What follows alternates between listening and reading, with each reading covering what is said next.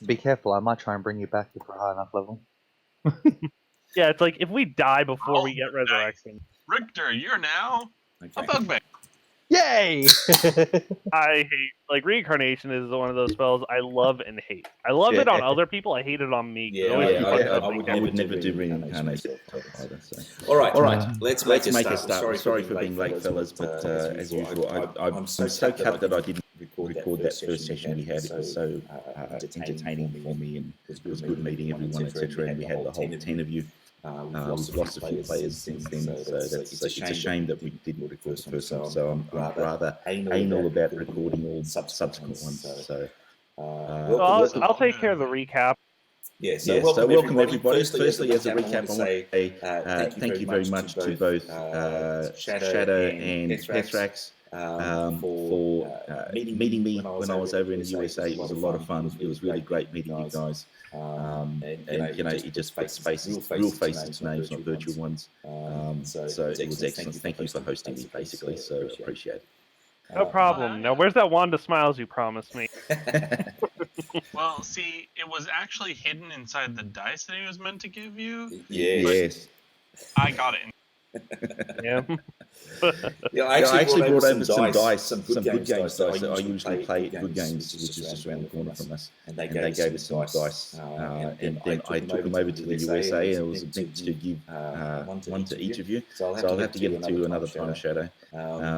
But unfortunately now Pethrax or Daniel has got. We can probably call you Daniel now that we don't have it. We don't have any other Daniels in here now, do we? Do we? Drum. Drum Daniel? Yes. No, shit. Not anymore, he's not. Yeah, mate, everyone knows you as Drum, mate. You're playing it too well. That's it. Happy.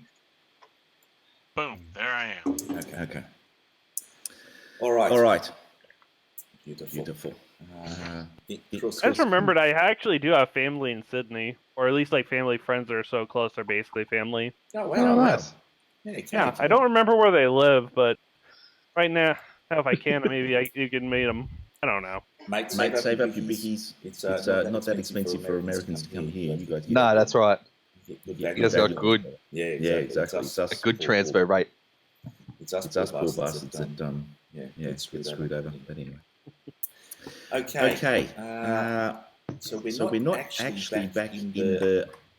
I think you guys. I think from where we left off, you guys were travelling back, and you made it back to the station, back to the keep without any incident. But you were at the gate and about to find out what taxes are all about.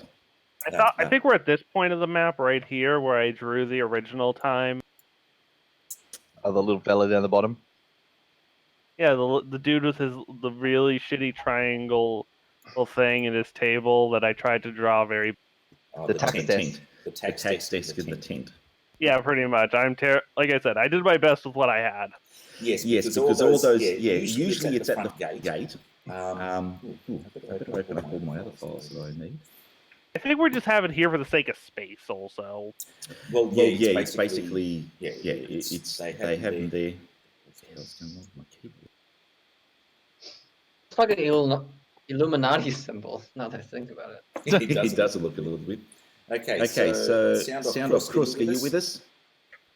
Yes. Vincent, good, thank you. Can you update your little graphic? Because at the moment you've got what is those symbols that... It's like one of the default, if you... Yeah. Like a it's just a placeholder, default like image. You don't put a... Change you just gotta click in the as. What the hell's going on here? Just don't touch yourself in the as. Yeah. Unless you like that. Oh wait, I forgot. This is not one. Okay.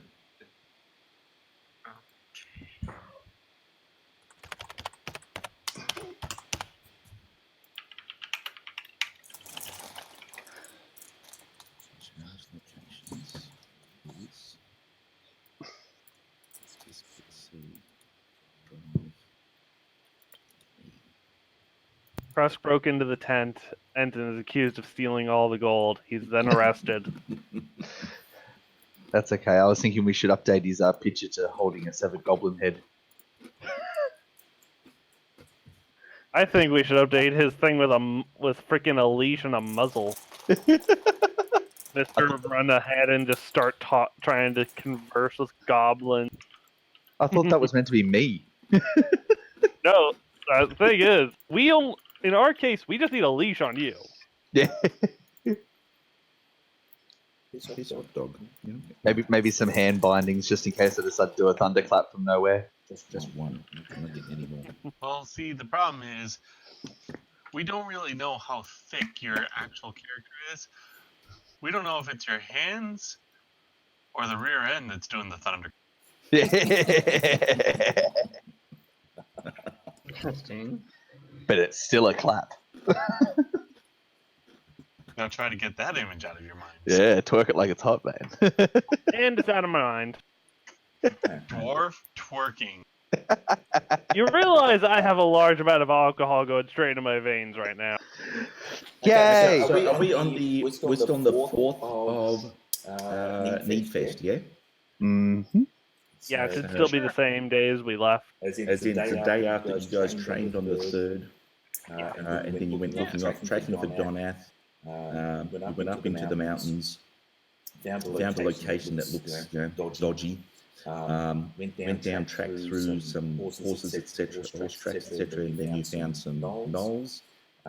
Dispatched them fairly quickly, and then you went back, retrieved Bessie, went down the road again, kind of thing. Tried to intersect the tracks, which you did manage to do so.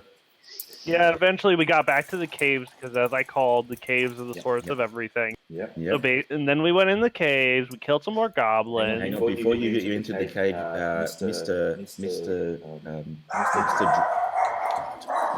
Drum. There's my friend. Hold on a second. Went to a bird, right? I think. A rabbit? Mr. Drum found something, I think. I can't remember. We found poop. Yeah. We were trying to talk to a bird or a bunny rabbit to find out whether Yeah, you talked to the they rabbit. passed by or not. It did. And he said he didn't see anyone of that nature. But that was only for a day. They only...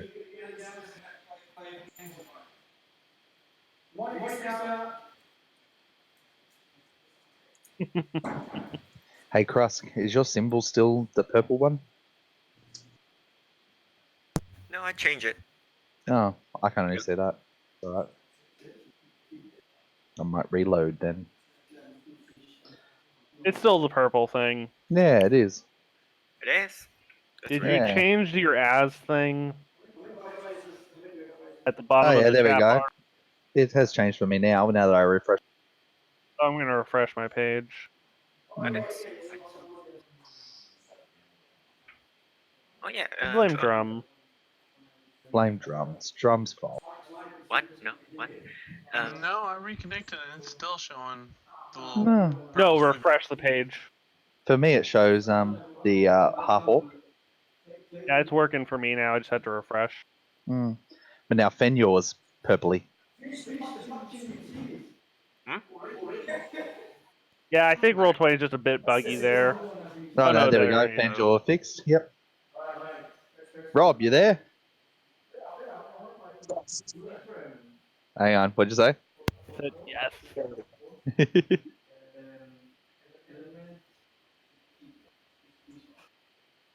Bloody the Aussie language.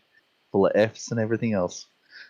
Never You ends. also have to factor in the Q's and the LMNOPs. Yeah. We're great with our vernacular of swearing at each other. In the most nicest way. Air quotes. Nah. It's go fuck yourself, mate. Stop being a dick. Air quotes. Yeah. And oh, you're fucking kidding me? No fucking way. Right now, part of me wants to just roll my roll ability scores for a backup character. Why do you think you're gonna die? Oh no, it's just a habit I've developed over my few years playing D&D. Like, you remember how I told you guys my first game was a hardcore game where I went through like 4 characters in like 3 sessions. Okay. So I've developed a habit of like never getting like always being ready. Not being too attached. Yeah. Well, I thought it was going to happen to me in the last session. Okay. Out of all of us, or at least like. Okay. Yeah. So you guys tracked it back before you went into the caves. Drum had a bit of a chat to a rabbit, I believe. Yeah. Was it a rabbit? Had a chat to a rabbit, and the rabbit kind of pointed out that there was, and you also found kind of where horses had been obviously staying for a bit with poop and whatever, crushed the grass kind of thing that I think Drum again discovered. And spoke to a rabbit and said that there was a number of people, and they kind of pointed up the hill, not in the straight goblin cave. He kind of pointed more up the hill. But you guys decided to go inside the goblin cave. You discovered a number of small goblins that you hadn't killed previously. You got rid of that. There was a bit of a moral dilemma, I think, at that time. Was that that time or the time before? Yeah, it was That was that one. That one. Okay. Okay. Yeah. And then we got into the fight with the hobgoblins that nearly murdered. Yes. You encountered the hobgoblins, and you discovered that they are not easy. They are pretty tough customers, and you had to make a quick getaway. A quick runaway. So now, do I have everybody on the map? Not that it's important on this map, but all the tokens are on the map somewhere. Right. Okay. But not all of us are down at the desk.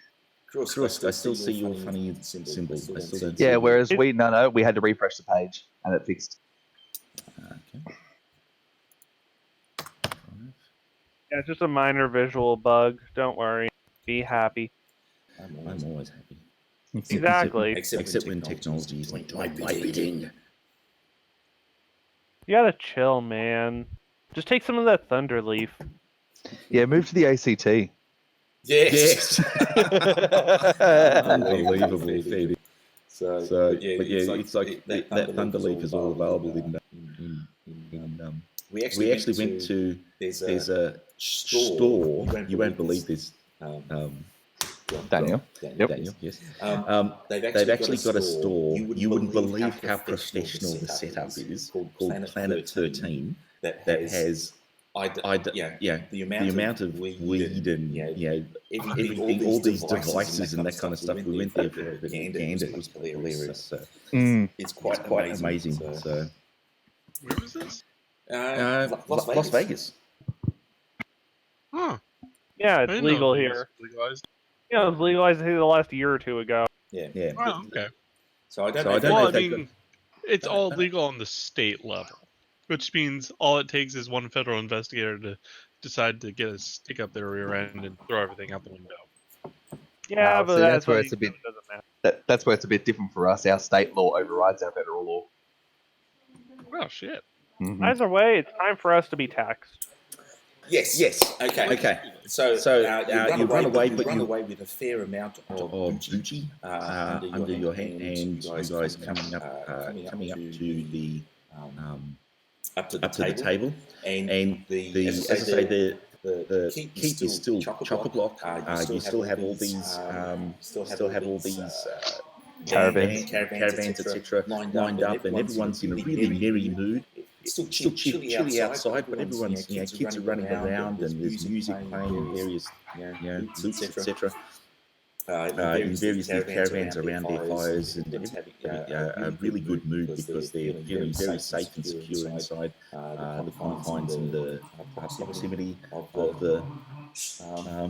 What's he doing? Proximity of all the of the keep. So still very busy. No more carts that you have seen.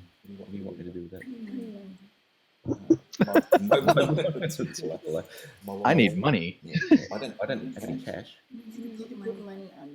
right now. Put a quarter on it. Just take a physical quarter and just put it on. We don't have quarters. Don't. Well, it's not my fault you're not American. Hey, so what do you have? Like 5 cent, 5 cent, 5 cent, 10 cent, 20, $50, $2. Yep. Okay. The $1 note in America is so painful. And they're all coins. The dollar bill? Yeah. That dollar coin. Yeah. We use the dollar bill I like for Tipping. pretty much everything other than actually a form of currency. Correct. You use it to tip strippers. Also used in forms of bartering. I mean, it makes a great straw. The only thing I've always, well, I don't know what it actually looks like your American money, but is it all the one color? Yeah, pretty much. So technically, it's quote unquote one color. It's green, but there's like 70 different shades and special ink and like this, I know, that, and the other special thing ink. to try just to keep people from counterfeiting it because people are assholes. See, you can't drown our money. It's really hard to burn our money. It's really hard to rip our money. It's almost impossible to rip it, actually. Plastic. Is yours Kind too? of. Kind of plastic, kind of not. Like Yeah, if you at throw least it's into not if you Zimbabwe. throw into the washing machine, sorry, what's It'd be called? fine. I only Yeah, get 250. Yeah, our money would be perfectly fine. Pocket, it doesn't destroy it. But there's 70 Not that I more do that all rows the that time, comes but, you to No, of course you don't. Unintentionally, at least. And it's illegal to deface our money, Same here, technically. technically. Yeah. I guess I can only like take a Sharpie and draw on it. I can't think of another way to deface plastic. No, but the coins you could put on the ground and scrape on the ground. You know, if a cop sees you step on a coin and scrape it under your boot, you can bloody get in trouble for it. I've never actually heard of anyone getting in trouble for it. Me either, but technically. Technically, yes. But I think I'm pretty sure it's illegal to deface any money in any country. Actually. I think every country, state have like obscure laws that exist for historical reasons, but are probably just like funny and not enforced. There's probably like a Wikipedia article. Mm. Okay, done. 317 dollars in there. Yeah. We don't have any money in those accounts anymore. It's all common. We don't use them anymore. I don't know that, do I? So do you have a travel money card through other places? No. Oh, we can. We probably can get one through Westpac. How quickly? In a few days. Only we can do that, so. Yeah, we can. I'm to do something now. Is there a problem? What is the problem? Having money. I'll just How give her much? some Zimbabwe money. You put some on there. I How much? tried to deal with this yesterday, but you didn't, so come on. I need to go. You don't. How much more do you need in it? I don't know. How much you want? 317. We definitely need to see if we can get a freaking bag of holding. Yeah, You have the app. this is true. Just Yeah, that's find the- one somewhere. Or maybe. Either Sorry. I think Mark showed us like how much he plans to charge for magic items. I can't remember what it was. There was I sent a file to you guys called Sane Magical Items. A PDF file. Hmm. So Yeah, but it's been a while, so I'm looking around in Yeah. history. where would I put it? I can't remember. Did he click the keep thing on it so we can get it in our? If you actually just do has file, Sane magical prices in the tips and tricks. Bam. All that. I was opening up the documentation about grappling. Mhm. It seemed very similar.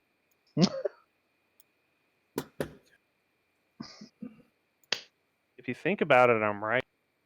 All right, so we survived. We ran away. We got back to the caravan. You made me drink my potion.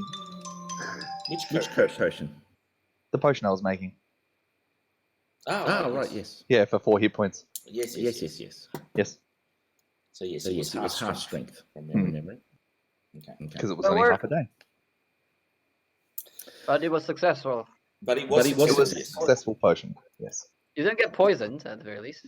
No, and if I waited another half a day, he was saying. If I waited for the full 24 hours, it would have been a full strength standard potion. So, yes. Now you know. That's it. And you didn't get the clap permit. That's right. All right. So you guys approach that desk. There's guards stationed as normal, but they recognise you, give you a bit of a nod with their heads, and see that you're arriving. But there is the where is he?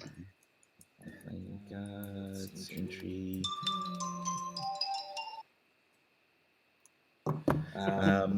You're a busy man today.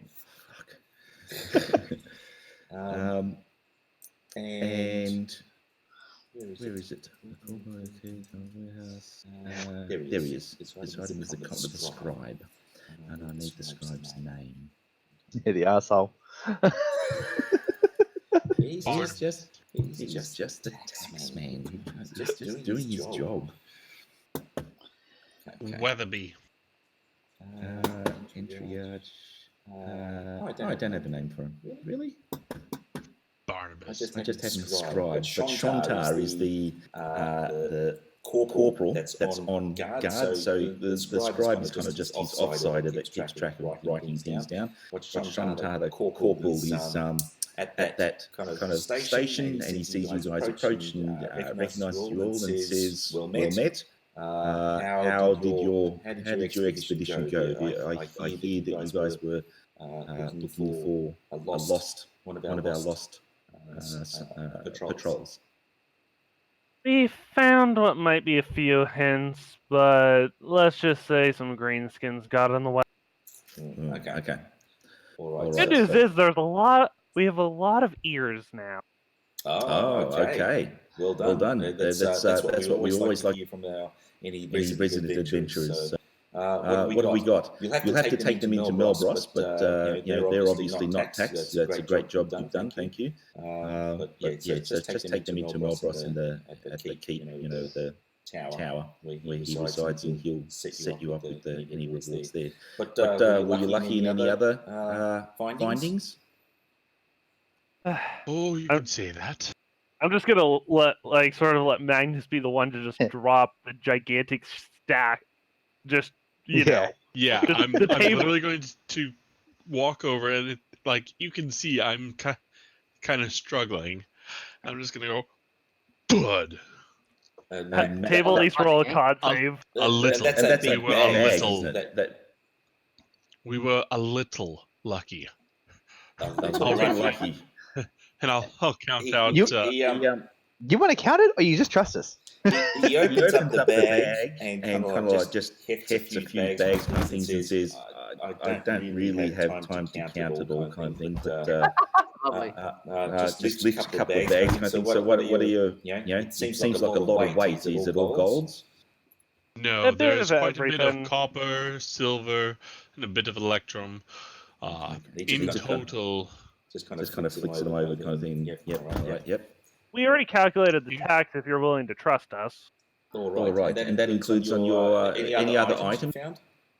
Well, we did have a few things that we needed appraised to see if it counted. Okay, yes, that does actually happen. We do have the jewelry in town that helps us. You went silent. You went silent. Either the banker or the jeweler can do that for you. So we don't tax you on that. You get a little script written out for that. But the coins is what we take taxes for right away at entry. But the other things, yes, you do need to get them appraised. I imagine, Drum's just... Sorry. Go. I imagine Drum is just holding the wheel of cheese, looking relieved. The cheese is nibbling at it. You can get that. That's fine. No, the cheese is already gone. I already ate it. I think you did actually. Yeah, you did. Yeah, you guys have already eaten it. Okay. So, I believe I'm actually limping up a little bit wounded. I'm not in the best mood at the moment. Yeah, you guys do look a little bit worse for wear, to be honest. So I will give him the 32 gold and 1 electrum piece and say, that is our tax. We wish to make our way inside. We are rather he just the scribe takes down and he writes down all the. So you tell him how many coins you counted up. He writes all those down. Takes the 5% of that. And so he writes down what items did you find. So he'll just write that down, and he'll give you a little script, kind of thing, a little piece of paper, like a receipt for the taxes and the items that you guys needing appraised. Basically. Okay. So you list all the items that you find. The Everything should be in party treasure. Okay. Which I have no. Yep, and I'm counting up. So I've counted up for the ears and all the actual coin. It's just the leather collar, the gem-crusted collar, and the cup and such. The miscellaneous items that I have not calculated. Yep, which is fair enough. Okay. We've got session 7. Silver coins, goblin, silver cup. Yep. Okay, I'm gonna have to look that up too. Okay. I'm thinking we should definitely take a look if there's anything useful that could improve our odds of survival at one of the shops. Yeah, we could have a healer kit for one. We'll see about that. Okay. Oh, who's carrying the Was it a herbalism kit? No, I've got it. That's all right. Yeah, Not carrying it; it's in the cart. Correct. Yeah. Okay. So you guys make your. Just hold on. Let me just check. Giannis? I'm just thinking what would be useful for me at the same time as like what would be useful for everyone. Okay. So you guys pay those taxes and he appreciates it very much. He actually kind of got a bit of a grin across his face. Appreciating that such a nice bounty has been found by you guys, and he kind of looks over at his other guys. You see him when you guys are walking away. He looks over at the fellows and gives a bit of a thumbs up and has a bit of a chat, and looks appreciating towards you guys. He's happy to have that you guys are taking residence and bringing in such nice income to the. We've increased our profit margins within just like a few days, probably more than some of these merchants. Yeah, exactly. Okay. Merchant. All right. So you guys make your way up the road and into through the entry foyer, the entry gates, etc. You can see that the gates, obviously the drawbridge is down, the courthouse is up. I think from memory, was it late in the afternoon that you guys were coming home? Yeah, pretty late. Yep. Like I know it wasn't dark out. No, it wasn't dark. I remember that, but it was getting late. So people are starting. You can see people are starting to get ready for their getting ready to make dinners, etc. Before it gets too dark. And there's quite a few buskers around playing their instruments, etc. And as you, Take a deep breath, you'll find it. I'm like, what? We sort of need to sit down and realize how much money we have. Well, I've got, like I said, I've got to count it out. I know, but I'm like, I don't think bank, that I fully comprehend it. Because if we convert a lot, oh wait, I just misread it. In total, I thought we had them. Converts to 612 gold from the actual coins. One thing I get it. Just one thing I'd like you to do in the future is make sure when you order the money, can you order it from like most valuable to least valuable? Because I looked at that in my brain, and I'm used to always seeing platinum as like the first one. So I see 18, and I think 18 platinum. Like, holy crap! How did we get that? That's funny. Okay. Alrighty. So you guys, let me know what everybody's doing. So Shadow, where are you going to be heading? Well, first things first, I thought we were going to probably turn in the ears. Right. Yeah. Everyone agreeing with that? Is everyone going? Cash out. Yep. Cash in. Cash in. Okay. All right. So, cash in the ears. Okay, so you you guys as a heading towards Melboros. Yes, that's the path that you guys take. And you actually see just outside the store, you see the priest. You might remember the priest is Father not Xanax. No, not Xanax. That's not how you pronounce it. Xanax is a drug, isn't it? That's in the USA. Where is it?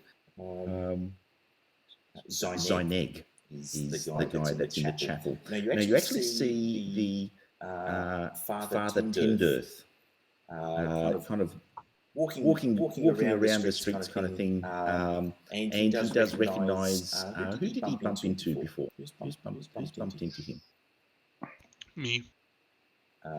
Being Magneto. Magnus. Okay.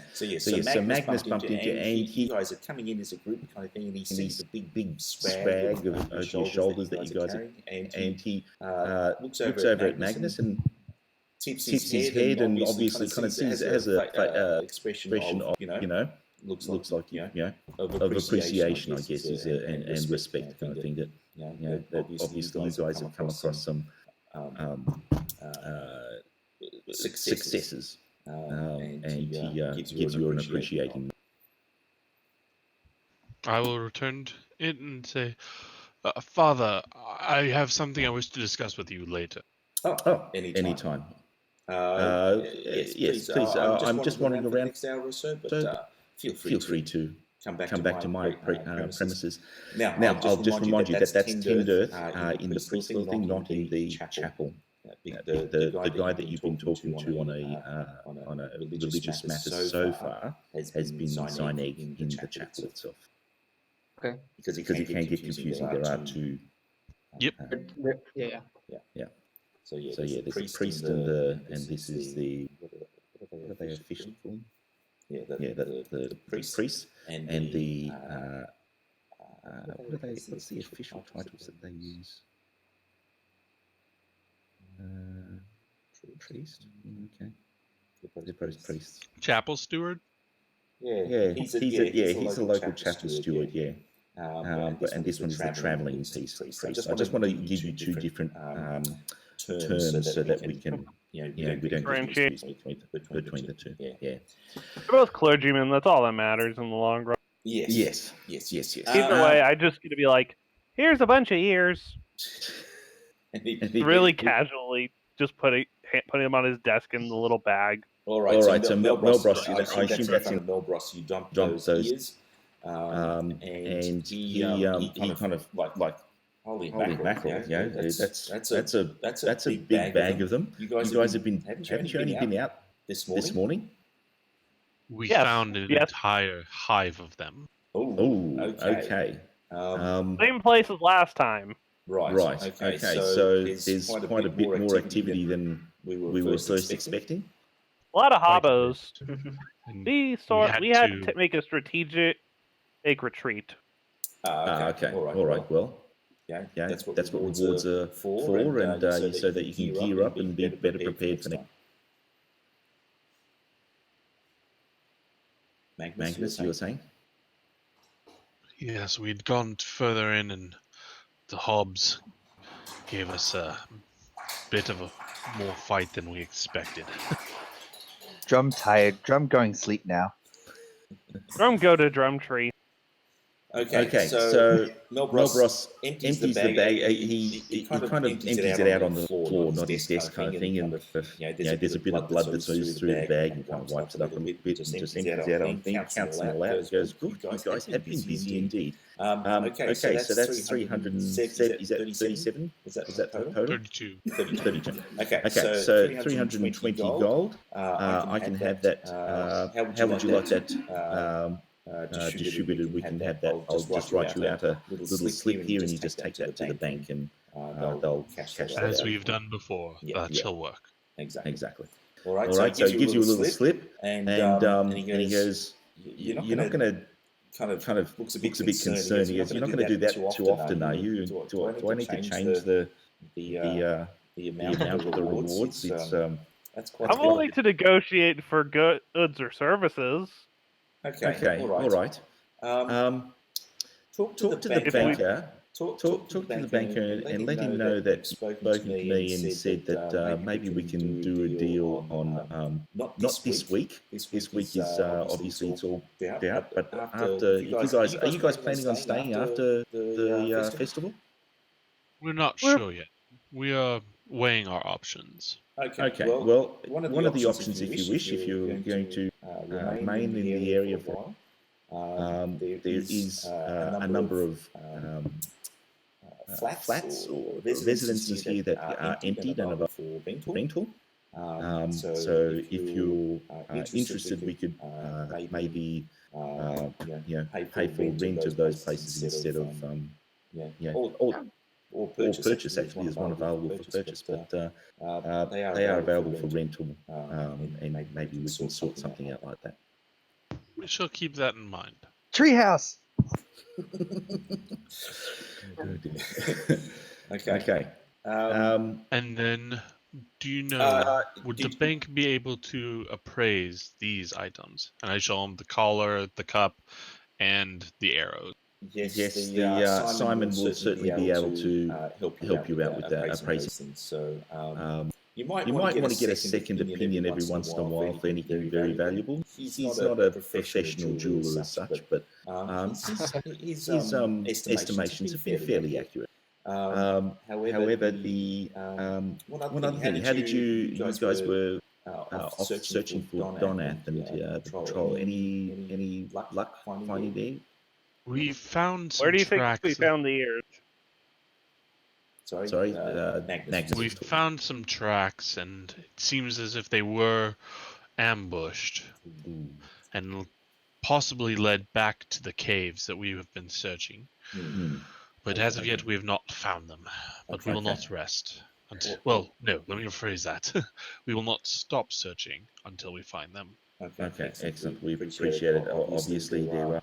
Donath himself was not married, and I don't think he has any surviving family. But one of the corporals was a young lad, and obviously, if we can send any kind of messages or information back to his family, be it good or bad, would be appreciated.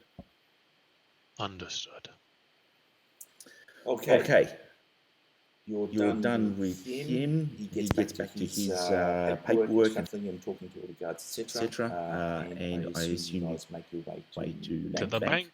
Yep. And now I need to find where these were in the actual. We really got to consider, though, how much we're going to keep on us for various forms of immediate purchase. Yes, so you guys need to work that out. Can we use the documentation you gave us to try to think of anything we might want to purchase, like for the magical item thingy, the reasonable price? Well, what you need to do is actually go to the trader, and Melbros is more than happy to give you this information. He goes, look, if you're after any kind of special items, etc., the trader may have something, but being a small keep, and we don't get that much travel through here of those kind of items, he'd probably be able to order them, or he has his contacts. So have a chat. Like at best, uncommon quality things. Have a chat to him. If there's anything like that that you're after, he's the best man to speak to. Now let's have a look. I have written some bits here. There.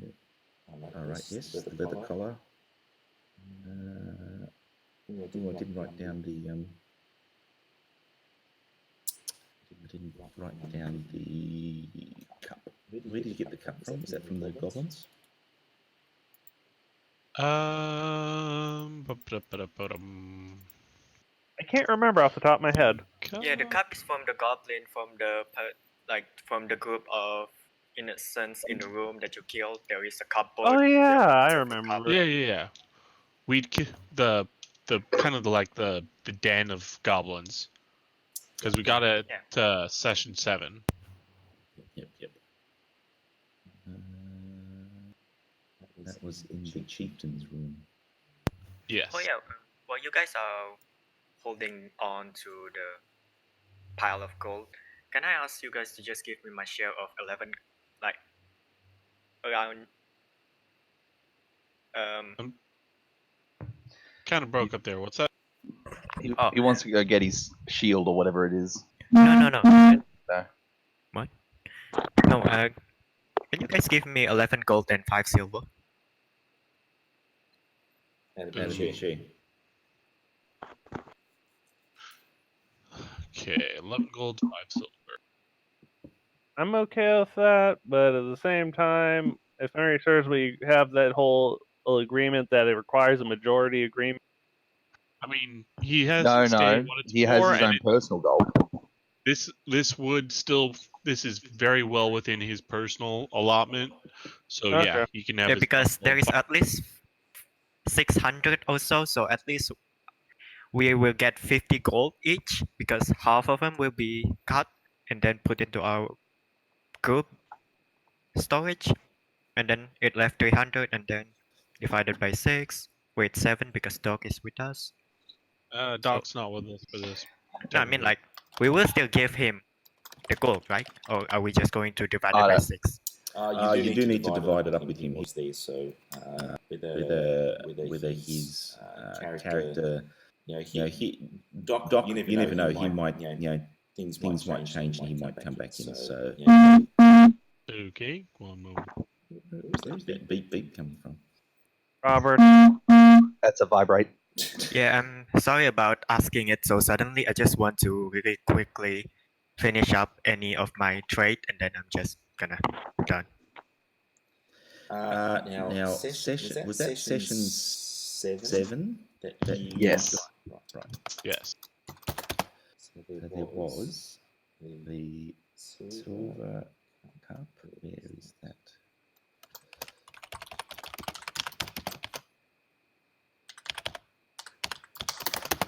Just go get it appraised at the jeweler, guys. I'll go to the bank. Did you find anything else in there? I'm not gonna remind you, because if you guys didn't find it, you didn't. We wrote down everything there. Yeah, there was the 6 arrows, the silver cup, and the leather collar.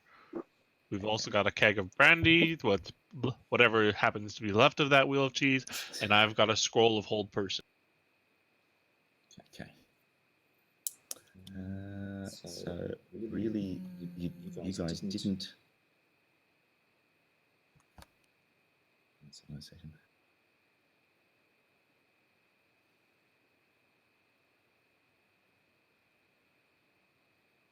And all the money. Yeah, most of it was just money. We had a scroll of cure wounds, and I think we had a couple of potions that we found, but we ended up using all that.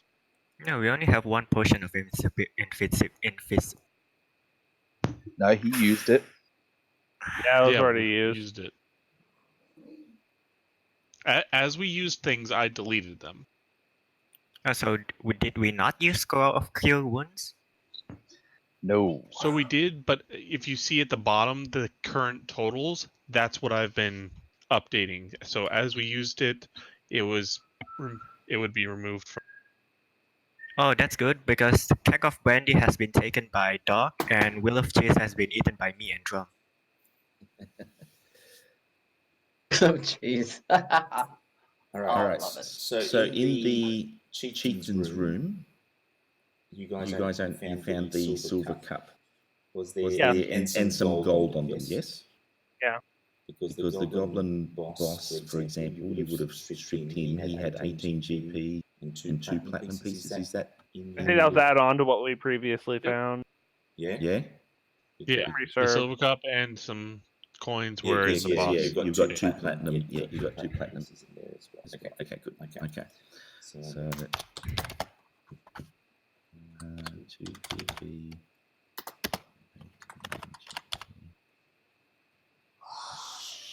And various silver pieces and electrum pieces off the cards as well. So, okay. I can't remember what I rolled up at the time of that. Okay. All right. So you guys are heading. You guys heading to the jeweler or the banks first?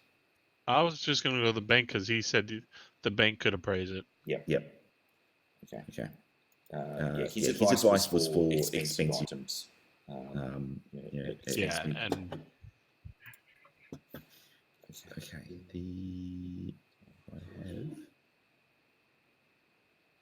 I have the.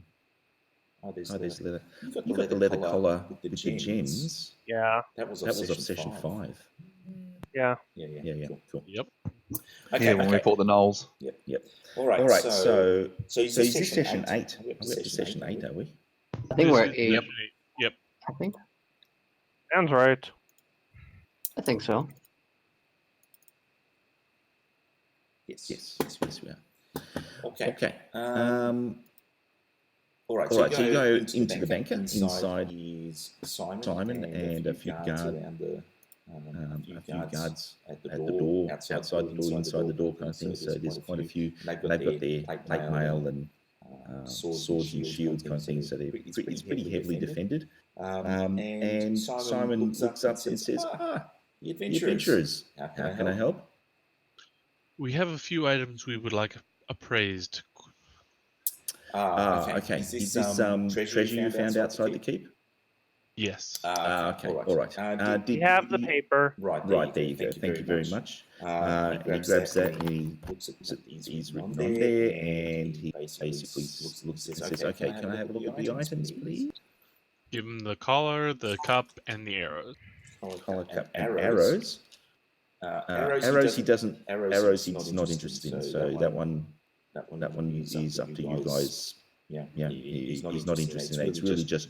In terms of taxing items, etc., it's really just the gems, jewelry, Well, I was hoping you would know if there was anything particular about these arrows. Or should I speak to someone else about that?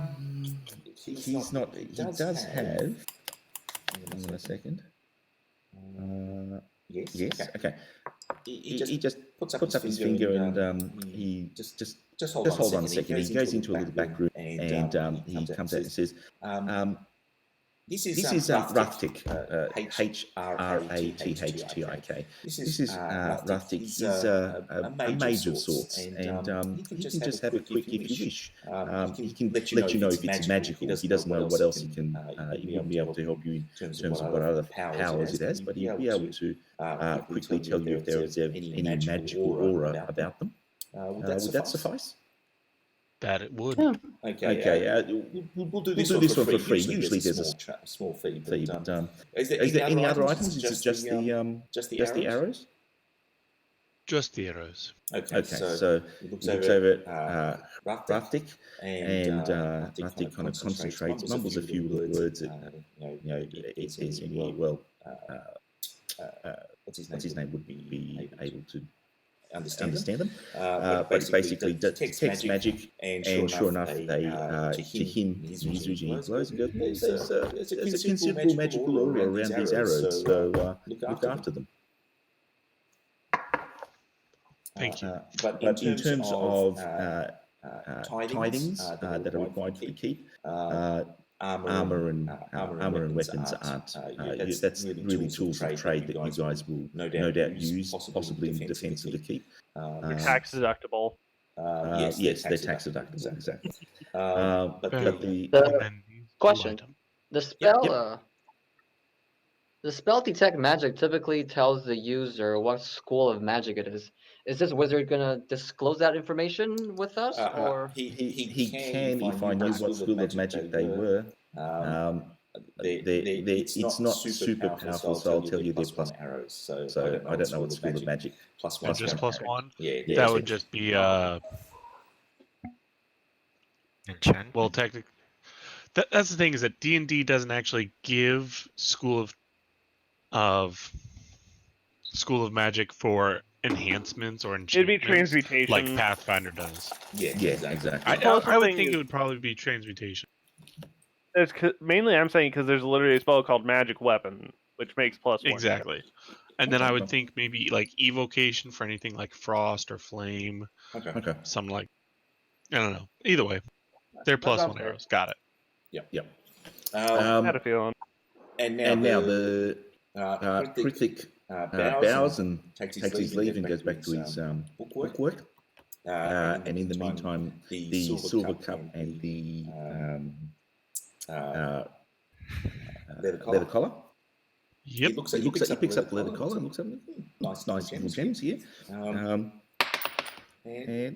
And he says, I'd say they're probably worth about 120 to 130 gold pieces. This entire set, if you keep it together, it's a very nice color, actually. What was it found on? A dead A thing. hyena, A hyena.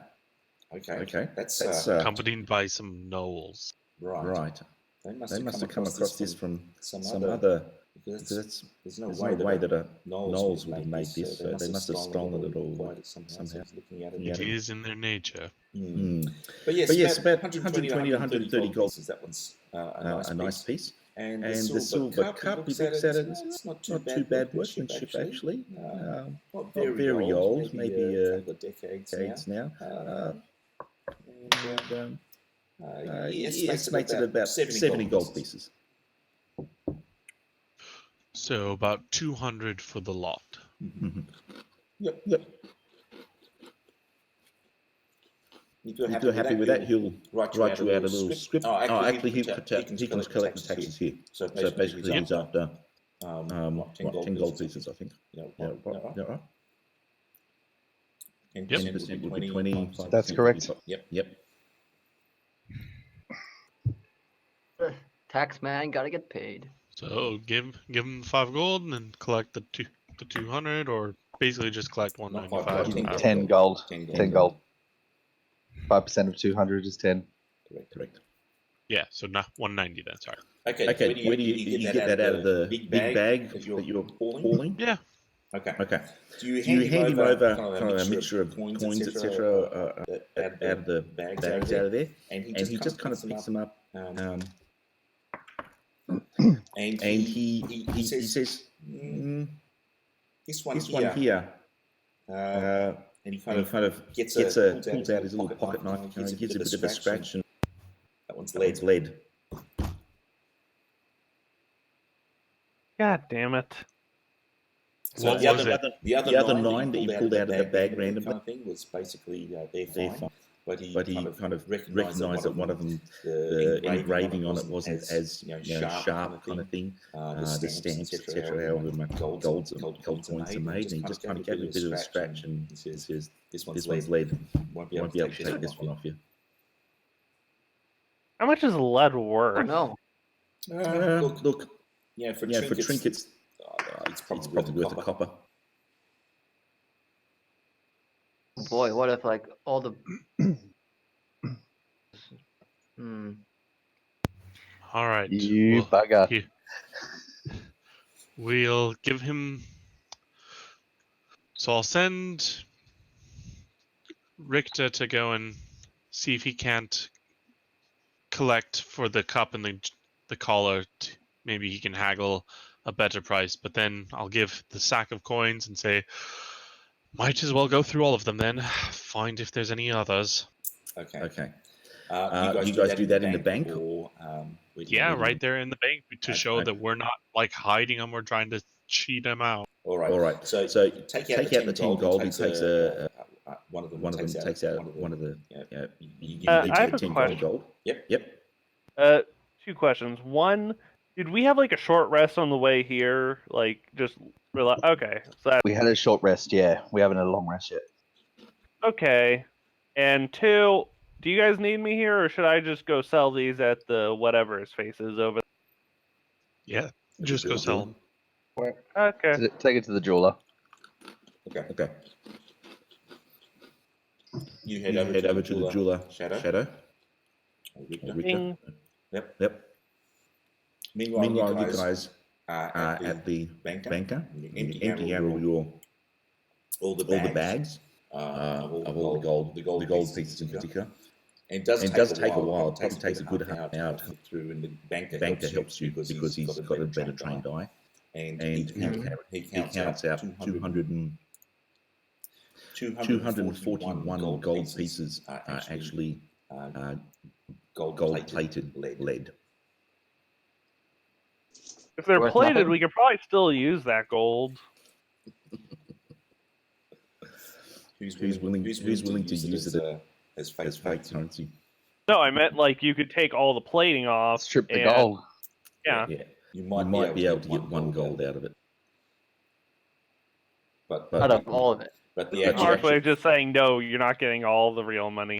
But it's also the smelting it, etc. The amount of involved is It costs more to get the gold off than actually spend it. correct. Oh, we paid too much tax. Take the lead to a smithy and have him pay for it as for an anvil or something. Yeah. The smithy you can always use lead. They always use it for anybody that uses lead. Yeah, we'll donate the lead to the smithy because I mean, it's not worth any actual money to us. We've overpaid our tax then. He did say each coin was worth about a copper. Correct. As a trinket. As a trinket. That means we technically need a refund on our taxes. It's like we paid a 10% tax on this already. 5. The banker says yes, that's understandable. Look, if you leave all these here because we need to take these out of circulation, they can't be anything used for dishonesty, etc. in this town. Perfect. So we'll confiscate it off you, but we will refund this tax. That's fine. Okay. Okay, and it was a 5%, so that'd be 12 gold coins back to us. Yep. So he gives you the 12 gold coins of taxes back, and he keeps those 241, and you see he just kind of puts them aside kind of thing, and says, I'll give it to the smithy later kind of thing, but I'll get it to the smithy. Dan, goblins, they're not only murderers, pillagers, looters, they're also counterfeit money, whatever. Counterfeiters. But at least it was only the gold. Exactly. No, everything else is fine. He does check over everything else while you're there, and all the other coins. But yeah, it was 241 that was in one bag in the probably given to the ogre as a bribe to help them. It was fake. Of course, the ogre was smart enough, knew how to check. Either way, I will negotiate. Okay. You go to the jeweler and Bodus. And Bodus is looking pretty cheery. He's got an eyepiece in and is looking over a nice pearl that he's just acquired, and he's looking over it and mumbling to himself, and you hear the word luster. And he sees you coming in and goes, good morning, sir. How can I help? I got stuff that you might be interested in purchasing from me. We're always interested in purchasing certain items. What have you got? I place the items on the counter. Okay. The silver cup I don't really have use for, but that collar looks really nice, actually. Where did you acquire that piece? Very nice. And he's kind of flicking through it, and kind of goes through. Gets his little thing and checks each little gem. There's only, I think they say there are about 5 gems on them. Kind of flicks it around, looks at it. He's pretty impressed with the thing. How much would you like to for this collar? I put my hands on my chin to sort of start stroking it, and I'm just sort of like doing a contemplative thing. And out of character, I'd like to clarify. There's a sort of a strategy when it comes to bartering where you never want to be the one to throw out the first number. So I'm sort of just like, You know an average cost though, so. Can you retype those for me? Because I actually can't remember off the top of my head. 130. 130 for all of it? Between 130 for the collar and 70 for the silver goblet or cup. Was what the banker Simon estimated it as. Now the jeweler, and the jeweler looks at it and goes, I'll tell you, I'll be straight up. I think I could probably offload this to somebody for anything up to, say I could put a price tag of 150 GP on it easily. But of course, I'm here to make money as well. So look, I can give you 75 for the collar, and the silver cup. Let's have a look. This one. There's a silver stamp on the bottom. He's kind of holding it up. Looks like it was made in Arabelle. That one's probably worth about 80 or 90 pieces as well. But it's a nice, fairly fine, delicate thing. So, but as I say, I don't really have a need for the silver cup myself. You could try the priest next door or the chapel. They usually have these beads for those kind of ceremonial cups and goblets, etc. I'll head there afterwards for that then. But so for the collar, you're saying you're willing to give me 150 for it? No, it's worth 150. That's what I sell it for. But of course, I have to make commission. Out of character, I know. Of course, I can make some commission. So I'm happy to give you 75 pieces for it. I think you do better than that. You can easily offer me. I'm thinking 140. You'll still make a profit off it. 140. Give me a roll, please, at disadvantage. To clarify, I'm trying to haggle, so there'll be a little back and forth. I know. Okay, so disadvantage? At disadvantage, because it's Let's see. It's a big jump that you've made. 13. 13? Okay. Look.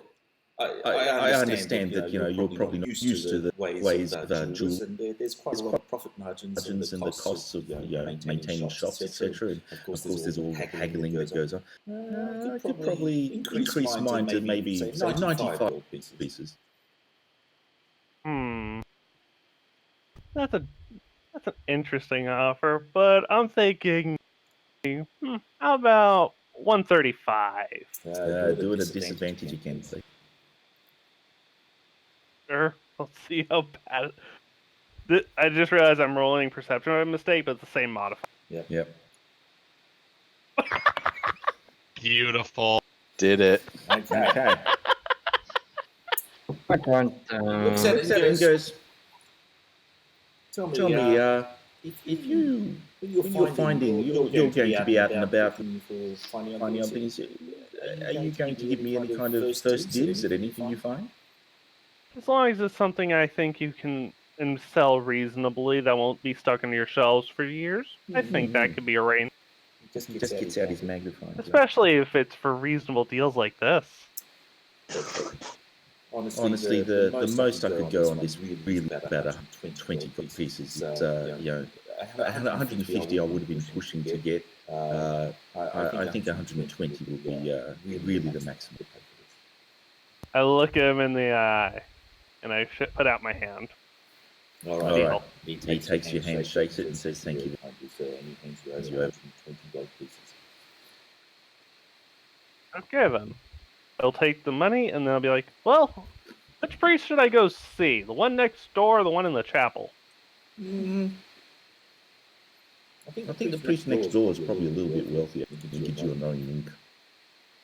Thank you. We know Zynek better. We've chatted with him more often. That is true. But I haven't. Correct. So I'm just saying, I'm going to be like, have a nice day.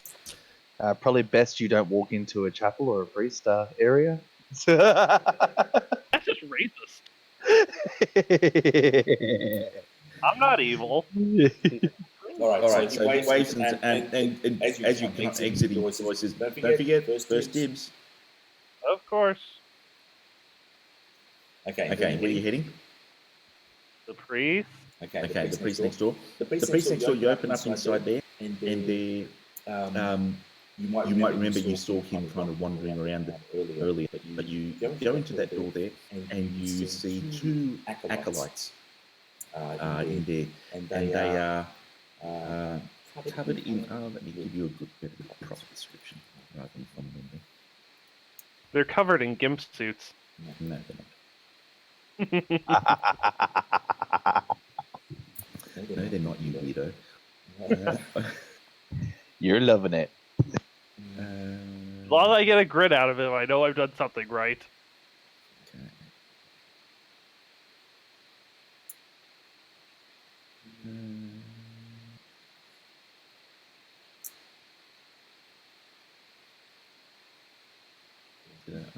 Okay.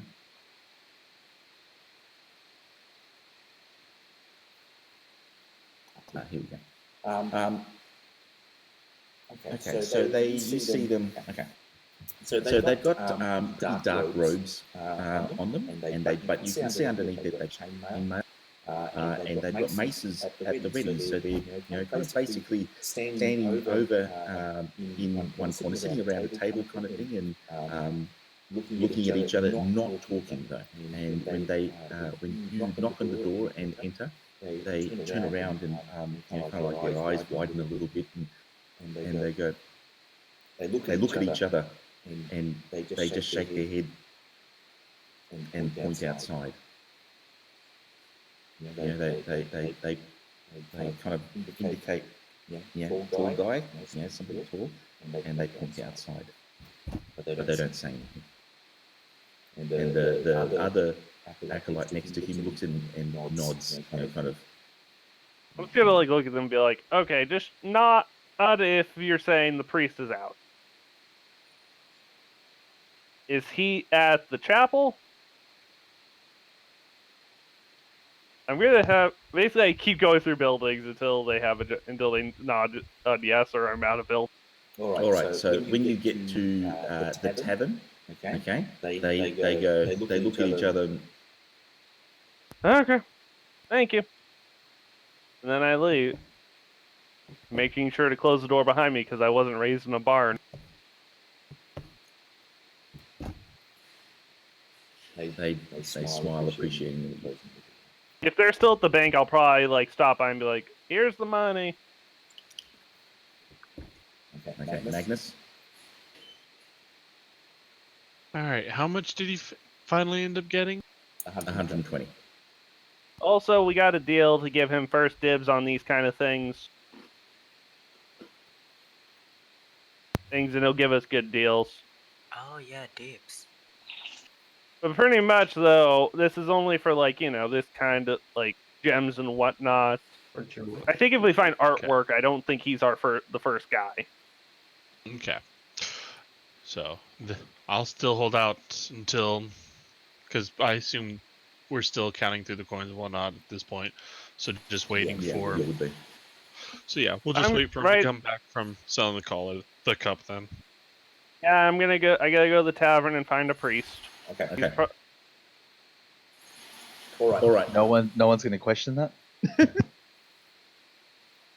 They want to insight roll me, they can. All right. So you head over to the. You're not winning. You're not winning.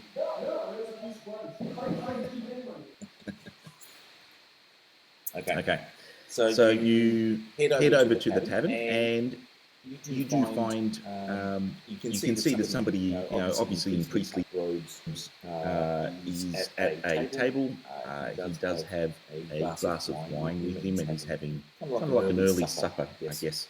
And he's sitting down with maybe one of the guards and somebody else, a merchant. But he's sitting down, and he's fairly animatedly talking with them, and they're in deep discussions and kind of thing. And as you approach, you can overhear that they're talking about their travels and how the dangerous the roads have become, and those kind of things. So local business, and where the merchant is heading into after festival is over, etc. And he approaches, and he looks up and says, "Good afternoon, sir. How can I help?" Oh yeah, I was directed to you by the jeweler. I have something that may be useful to you, and I'm trying to increase my fund. Oh, okay. I know talking business. I know talking business over dinner isn't a fun thing. Yeah. Give me a few minutes, and I'll round up here. He was actually see that he's finishing. Basically finishing dinner as it is. Give me a few minutes, and I'll be right with you. And it doesn't take long. And then he bids farewell. You can see that he's very polite, and bids farewell to his merchant and the guard.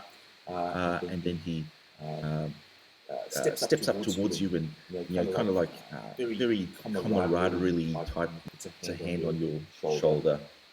I really need a wider screen. Puts a hand on your shoulder and says, tell me, son, how can I help you? Well, I got this fancy cup that I was told could be useful for various rituals and whatnot of the priestly ways, and I thought it'd be. And after seeing the jeweler, he recommended you would be a better recipient of it than. Oh, okay. Let's go back to my my premises and we can have a look over there. It's best not to show that. Of course. Luckily, the two small people that live there directed me here. They're very polite, very quiet, but polite. Yes, they have taken an oath of silence, which I hope they kept, even though you must have surprised them. Absolutely no noise came out of them. That's good. You should be very proud of them. That's very good to hear. That make me proud. So he heads you back to the thing. He knocks three times, kind of like twice and then once, and then opens the door. And you can see the two acolytes that were sitting at the table. They stand up and bow their heads very respectfully when he comes in, and he just puts up a hand and go back to your studies. It's okay. They're going back and they're like, "Thanks for the directions." They nod very quietly and piously. And then they sit back at their table, and he takes you to another, not a separate room, but with kind of a room separator. And he takes a seat at his. It's really nice furnishings inside. For somebody, certainly not. I don't. Have you been inside the other chapel? I heard about it. Okay. So the other chapel, you can see that the Zyneg, etc., is probably a little bit more humble in terms of his vestments and the accoutrements that he has around him. This guy, you can see that he's obviously doesn't mind having a little bit of money around. He has a higher standard of living. Exactly.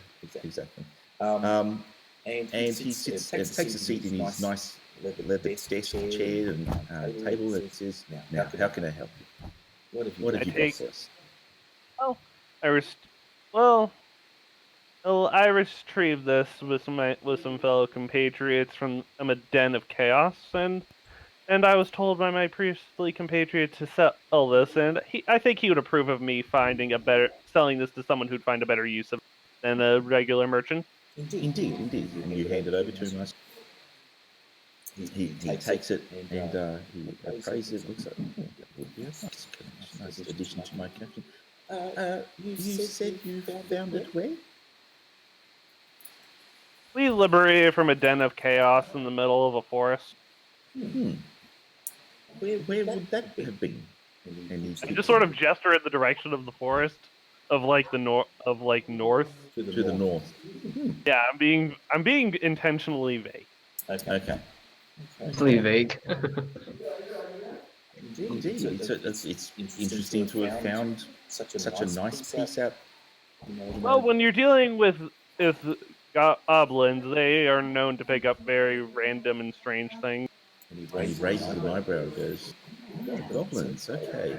If you ever talk to the captain over at that tower, he can fill you in. Okay, all right. Any more pieces like this, or was it just on its own? This was on its own. Okay.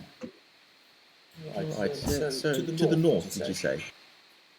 I would, yes, in that general direction, but I would not recommend going there. It's very goblin infested, as well as other weird creatures. I'd rather not see you harmed in a puddle of your own blood. And he has a. You need some? Lunch. Yes, I'd love to have lunch. Hold on a second. Don't tell him anything. I'm being as vague as I can be.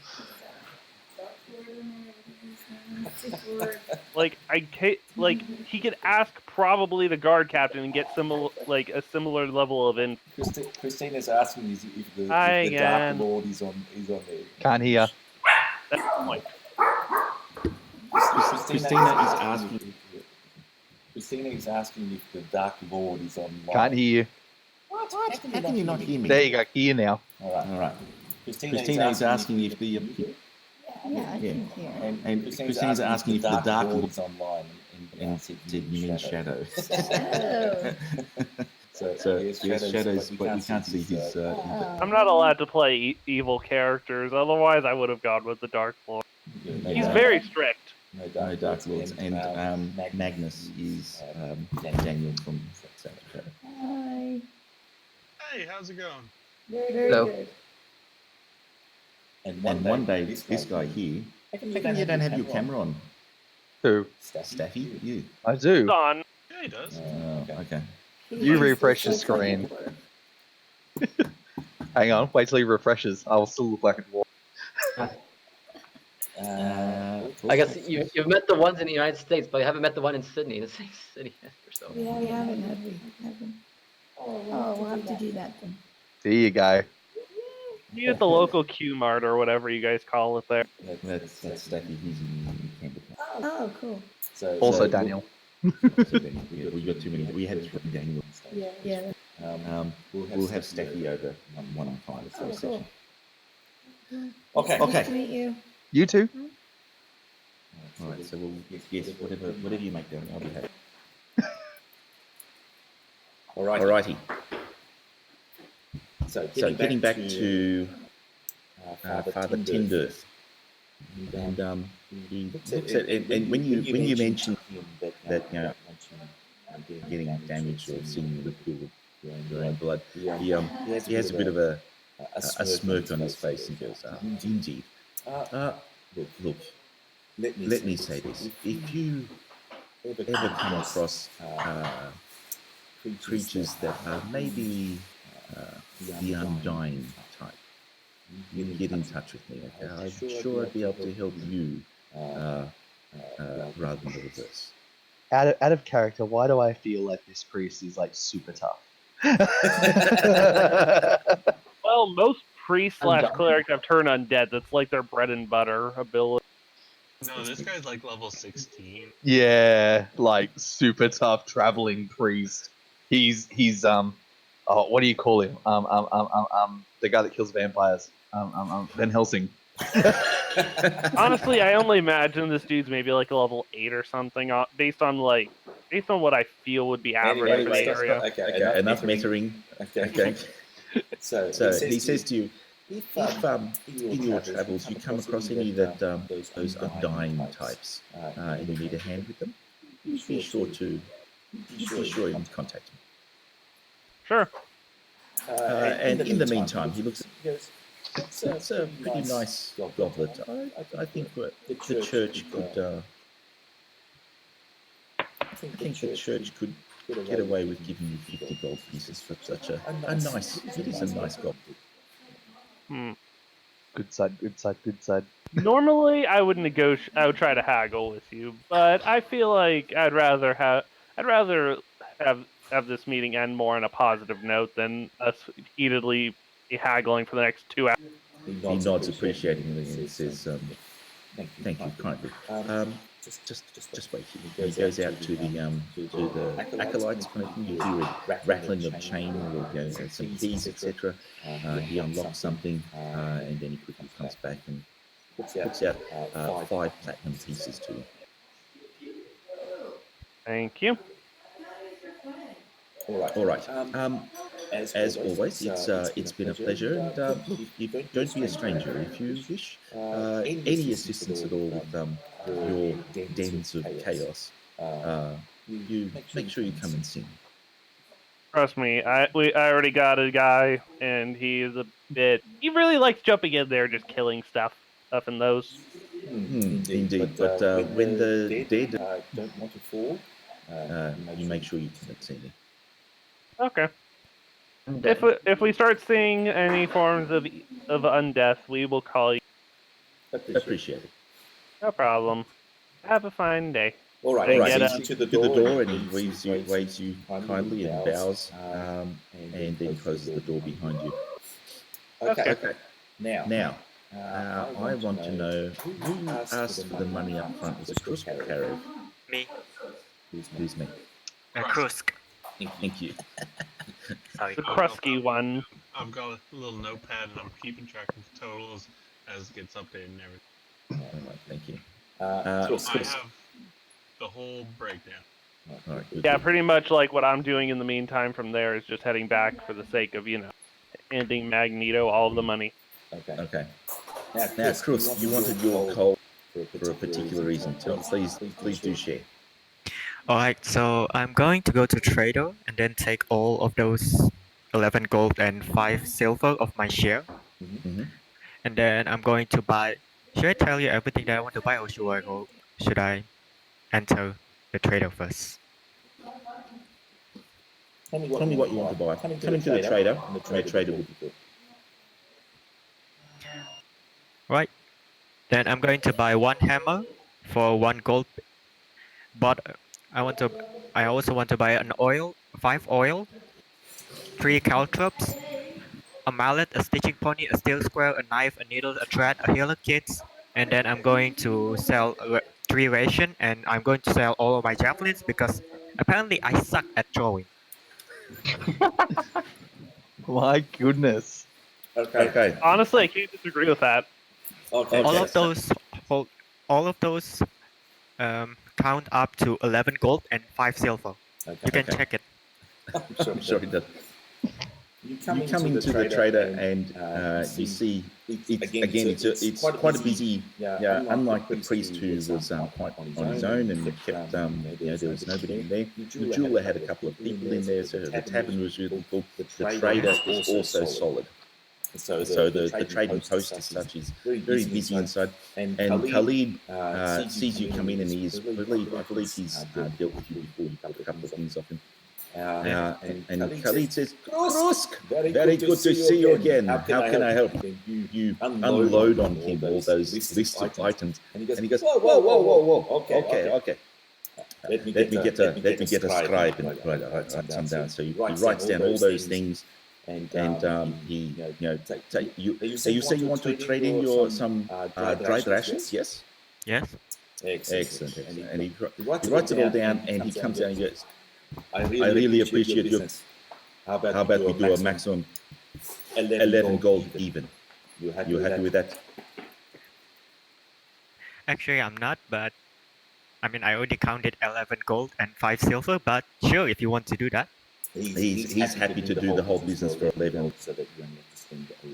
Thank you. I didn't notice that you were a bad businessman, but that's beside the matter. Thank you. I look after my favorite customers. I believe they come back over and over. So have a good day to you, sir. Yes, you too. Yeah, okay, I'm just gonna put all of these items into my. Yep. Oh, yeah. Update your character sheet, not yourself. Out of character, stop insulting people that are giving us discounts. I did it. I have a 7 charisma. I need to insult him somehow. But yeah, I also, how much was our individual shares again? Just because I want to put more in my bank. So Yeah, true. If we're breaking it up, we might as well do that now. All the looted gold and shit is divided up equally. Like, we cut that in half, and then that half is divided equally amongst all of us, and then the rest goes just into the group. Yep. So I realized I didn't have that in the initial post in. So I updated it. So earned money from personal jobs is 100% for self. Reward funds is 100% to the general pool. Looted funds, 50% to each member's personal fund, split equally, and 50% to the general. Yep, that's how I remember it as. So, total? Yeah, math, man.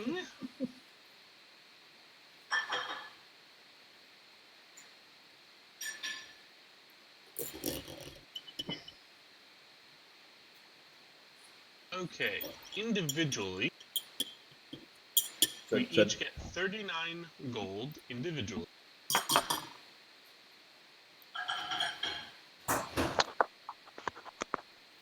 Does that mean the 320 gold goes in group fund for the years? Correct. In total, 600 gold, 1 electrum, and 1 copper will go into the group fund. Individually is 39, you said? 39 individually, 600 gold to the group. Was that broken up amongst Doc as well? That was including Doc, yep. 39. Okay. Just shove all of it in my bank account. You put that. Have you got a bank account opened up with the bank? Yeah. Yeah. Oh yeah, can you also put my share on my bank account? Thanks. Okay, hold on a second. Let me fix up. I'm going to Sorry? Please? Yeah, I just joined the game. Yeah. I played a little bit with you, so when you Okay. What? No silver, no copper, no nothing. River. Oh, good. I think things are rounded Okay. and converted. So hang on. Let me deal one time. Sorry, I had just taken a bite when you asked. It's all right. So yeah, I converted everything, Okay. Cool. and it ended up we literally had 1 copper and 1 electrum left over. Everything And you else just was put it able in the to bank. convert Yep. Sorry, what was the total again? Sorry, individually? 600 gold, No. 1 electrum, and 1 copper. Individually, 39. 39 golds and anything else? Nope. That's it. Okay, 39 golds. So he is up to 46. This up dog. 46 golds. Okay, so I'm done with him. And now the bank. Okay, so I've got.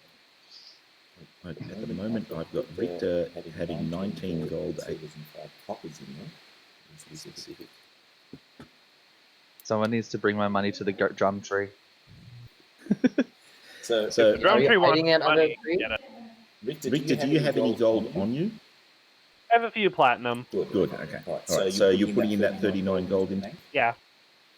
Okay, so... Like, I'm keeping a little money on me because you never want to be moneyless. Exactly. All right, so Victor, that deposit, when was that deposit? That would have been deposit, not on the... Dude, I feel like 2 days ago in game. Yeah? So that's the second of me first.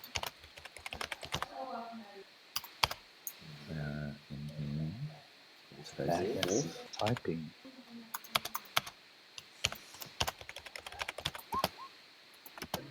Here's another 39 gold pieces.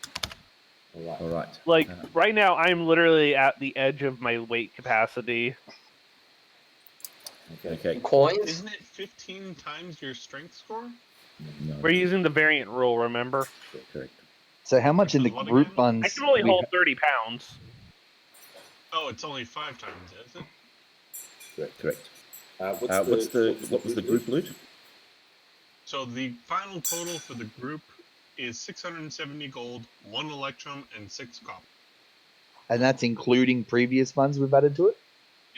No, previous funds there were... Oh, okay. So there was exact... So you're adding...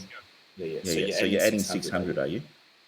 600 gold, 1 electrum, and 1 copper. Right. Because remember, depending on when you withdraw, there's a 10%. Yep. We know the rules, and so do I. That's why I keep all my money on me. I put my money in the bank because I just can't hold it. I mean, I converted mine into platinum mostly. I know. I I have literally can hold promo. less than a pound right now without becoming encumbered. Hmm. Let's see, That's I why can I'm really carry conflicted between bringing up my 45 strength or not. See, I I've can got all carry mine, but I'm not 45 carrying a lot. pounds, but I'm only carrying 17 pounds. So I've still got just shy of 30 pounds worth of weight that I... Technically, I have like 26 pounds on me. It's just my Explorer's Pack stuff, though. Oh yeah, that still gets me. Actually, I might need to double... No, I think I did calculate the Explorer's Pack because I decreased its goods mass. I'll double check later. The that's the one thing. The Scholars Pack may not have a whole lot of useful stuff, but it's not exactly the heaviest thing in the world. So what did you get for yourself again, Crust? You got some caltrips, some a hammer. A caltrip, a hammer, a leather worker tools, an Leather worker tools? oil healer kits, and yeah, that's it. A what kit? A healer kit. A healer kit. Okay. A healer kit. Yep. I mean, that's yep. Pretty helpful. All right, Krask, are you depositing any money into the bank? Yeah, because I took 11 and 5 silver, so and 39, so 27 gold and 5 silver into the bank. 7 gold and 5 silver. And I'll be carrying only 5 silver on my person. Yes, that was the change from that what's his name gave you, yes? Yep.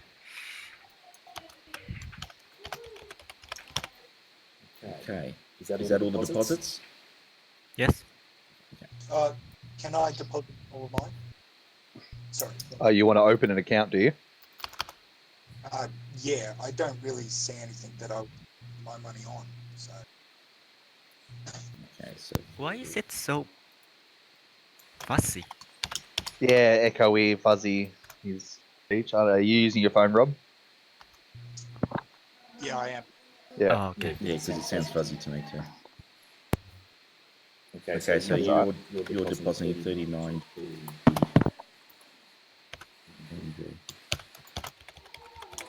Okay. Okay, I think that's everybody. In the group. Okay.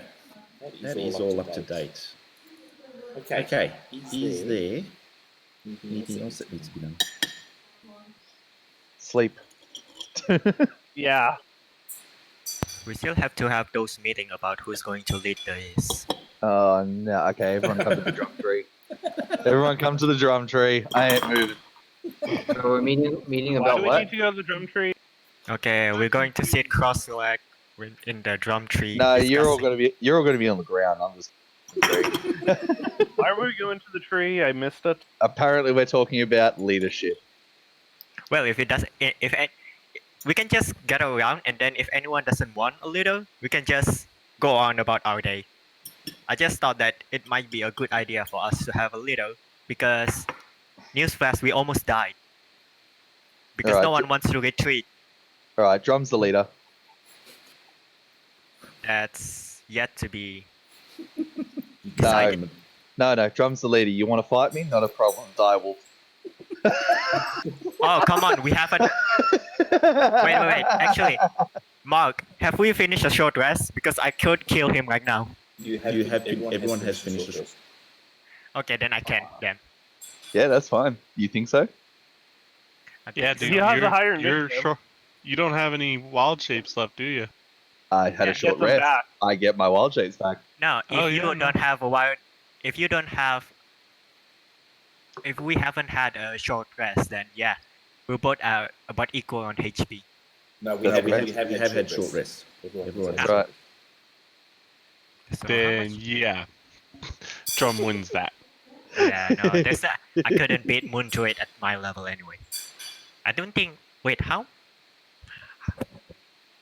many levels you get to beat a Moon Druid as a fight?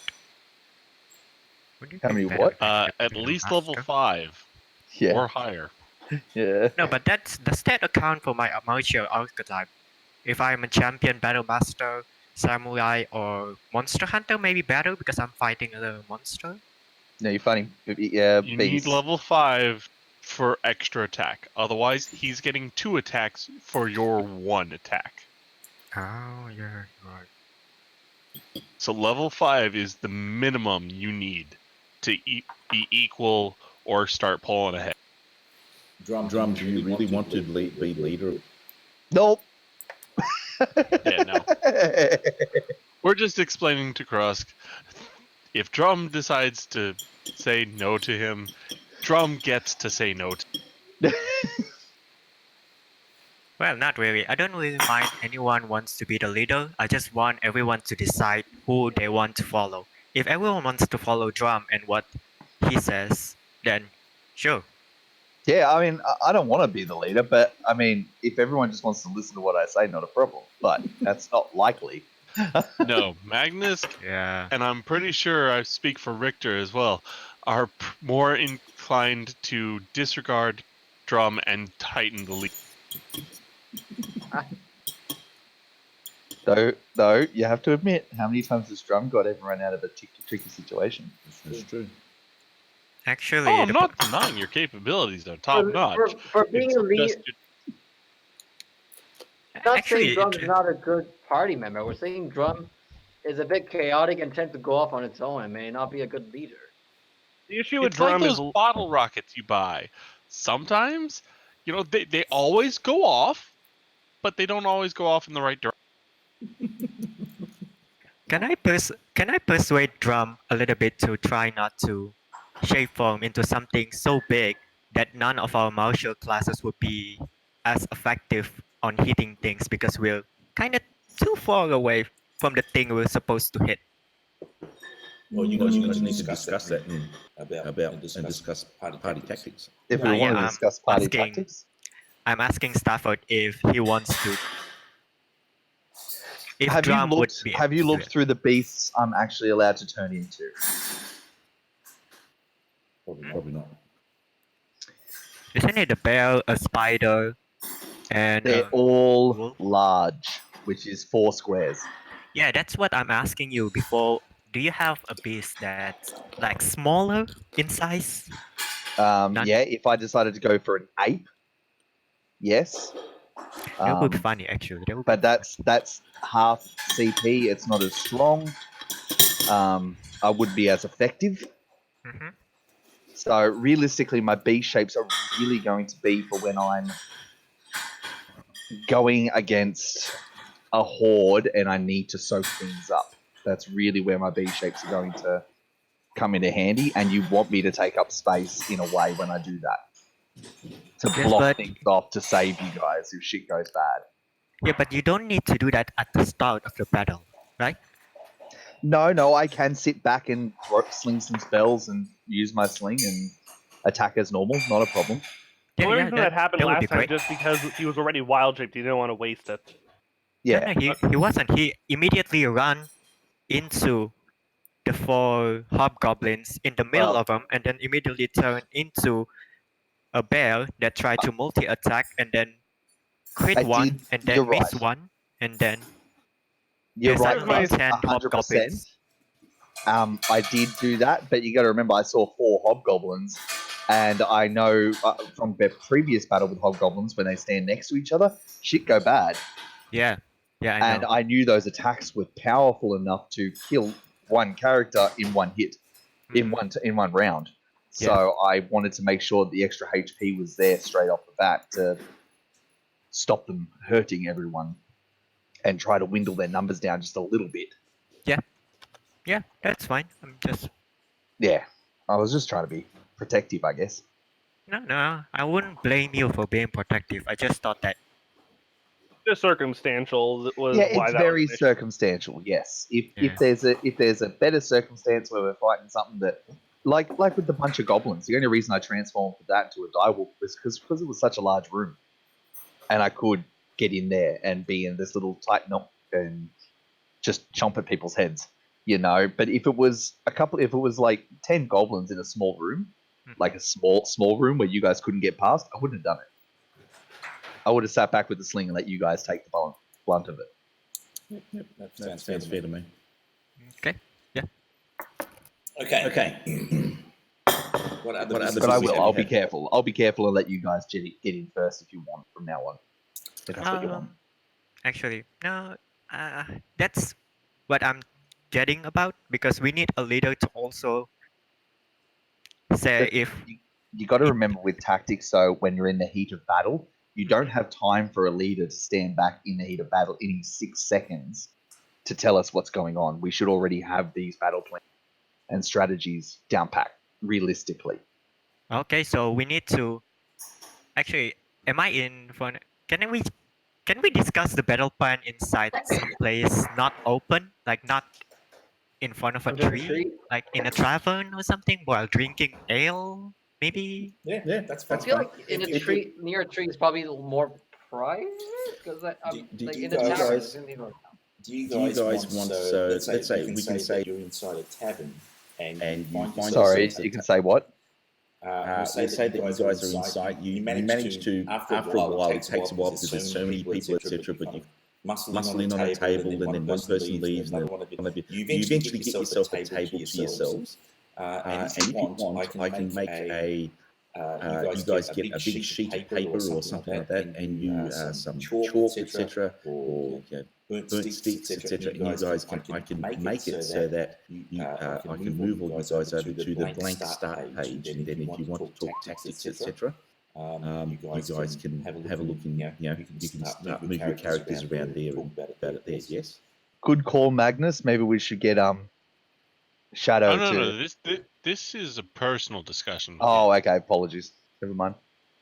Yeah, Magnus understands strategy from his background and who and what he is. He understands it. He's gonna let you guys discuss this and figure out what you need to figure out. I'm going to go and have the discussion that I need to have. Wait, Chris also have understanding of tactics. I live by hunting in a pack. The problem is that I want everyone to know about the tactics. What we would you just do this in the morning? Yeah, so I would leave you guys to it. So if you want to do it tonight, you can do it tonight. I would say, might be a better idea to have a rest, clear the mind, and start fresh in the morning. Meanwhile, either way, I need to see the priest. Yeah. Okay. John's going back to the tree. Chris is going to angrily drink a whole, spend all of his 5 silver to drink as much ale as he can because no one wants to talk about this. Let's see, how much was and it? try to throw his spears at wall. Can you drink? Can you throw me a constitution save, please? Con save, disadvantage, twice. Con save. No, just once. Just once. You're drunk. Okay. 7 pints in, you basically fall unconscious with your head on the table, and the others around the table with you kind of like look over and sigh a sigh of relief that you finally stopped talking about leadership and you've fallen unconscious to the table, and they'll all drag you to the tents where you guys are staying later on that night. And just sleep. Okay. Oh wait. All right. So Magnus, while they're discussing various tactics and things, they drag you to that place there. Just one. Has anyone else got anything before Magnus? All I'm probably gonna do is just relax before bed, and then just do my usual mage armor before sleep. Oh yeah, before bed I cast Goodberry, get myself 12 more Goodberries.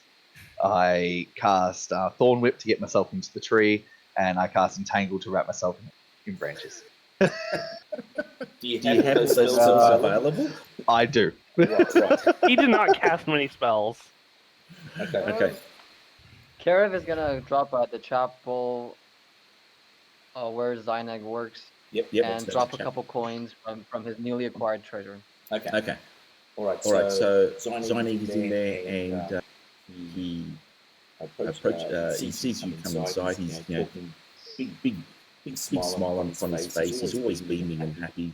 And Zynag sees you come through the door and gives his apologies to the person he's speaking to, and comes forward, grabs your hand, shakes your hand, and says, "You've had great successes in the wild." Yes. I don't have much time tonight. The group will need to rest, but I thought I would just express my gratitude and the good fortune that Tyr and Torm has bestowed upon us. Indeed, please. We have the little offering box, right? But also he points to, he actually points over to the little shrine that he has in the tier and form. That is one of the major goals there. You have your own. Actually, I'm gonna drop some in Animator's box as well. Okay. There's only one someone's dropped off. Who's dropped off? 6 of us here. Oh, Shadow. I just accidentally don't worry, it was just a miss. Basically, the individual shrines don't have a donation box near them. I see. It's just one. What they do have is like individual kind of like places for their incense and any kind of any other offerings, depending if if it's a god of food, etc. You can leave off as a plate. Kind of things that you can leave offerings, but any donations one thing to at the chapel kind of thing. I see. And he nods very appreciating and says, I personally, and I can chief is noting your efforts, and we do appreciate your hard work at trying to rein chaos in check. My pleasure. I'm learning much about Animator from my comrade. He's quite a devout one, isn't he? He's an inspiration very to much us so, all. I believe. He's an inspiration to us all. Turns out it's actually a cult. I meant pyramid scheme. Oh dear. Okay. So flicking over to Magnus. Magnus, you come up to the priest's thing, and the door is closed at the moment. I knock. Knock. After a very short pause, you see the priest open up, and he's got his vestments on, etc. And you do see. I don't think I've described him. He's got a nice gold chain around his neck, actually, that has a gemstone set into it. He also has his. The two guys have got the chainmail. What's he got? Okay.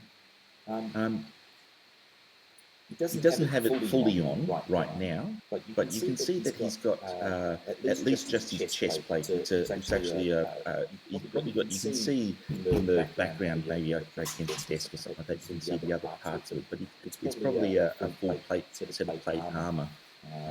But he's just got his chest on at the moment, and he's got a nice gold chain with a nice gem around it as well. So nice vestments, pretty fine kind of felt velvet, and you can see that he looks after himself there. So he says, good evening, sir. How can I help? After the day's events and the passing days, I am troubled over something and sought some guidance. Okay.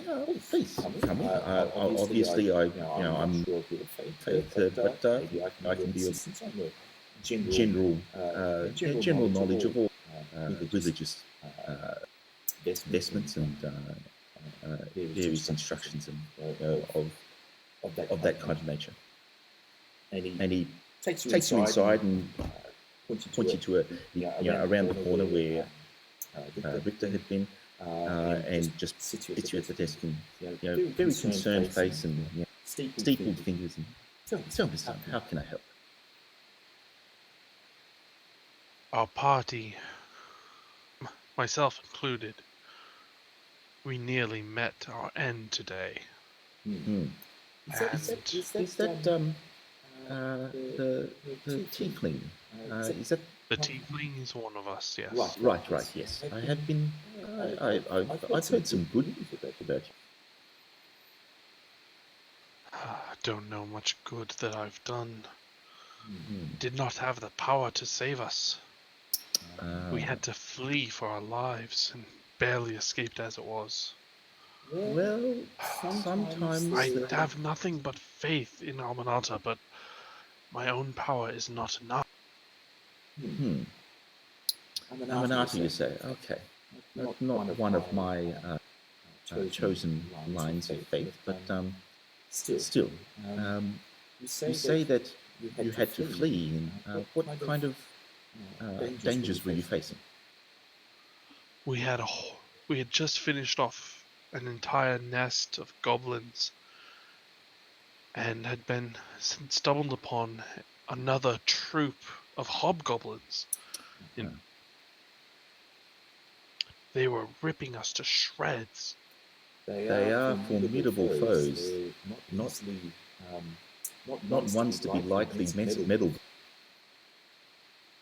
I have no choice but to agree with that after today's events. Well, and continue, sorry.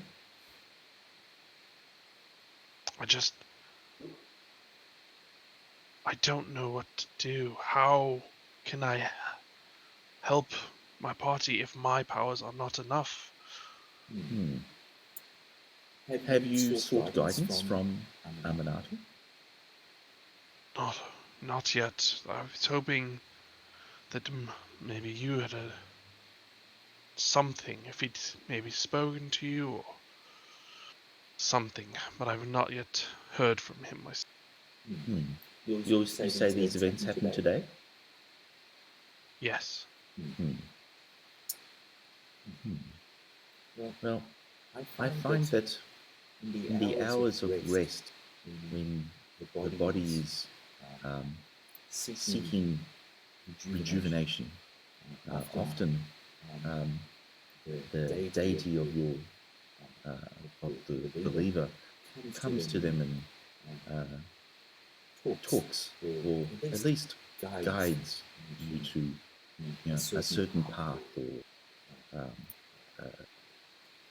usually enlightens you to some before unknown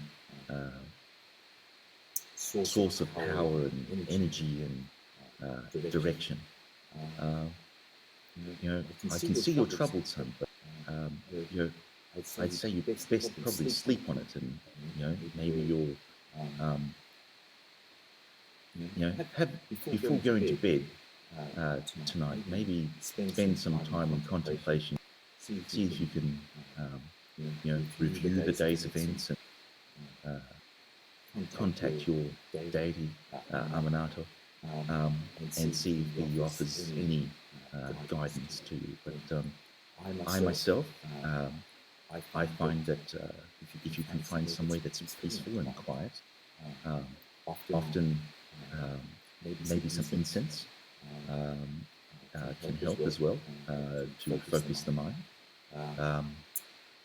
Yes, that usually helps, and all I can say is keep your mind open, receptive to, and your heart, of course. Open your mind and your heart to be receptive to any guidance that Aminato might provide you. I shall take your words. They do sound wise, and I shall sleep on them and see if Aminato graces me with his presence or his guidance. I would be welcome to either at this point. Look, if you can't find any kind of firm direction, etc., in terms of helping your group in terms,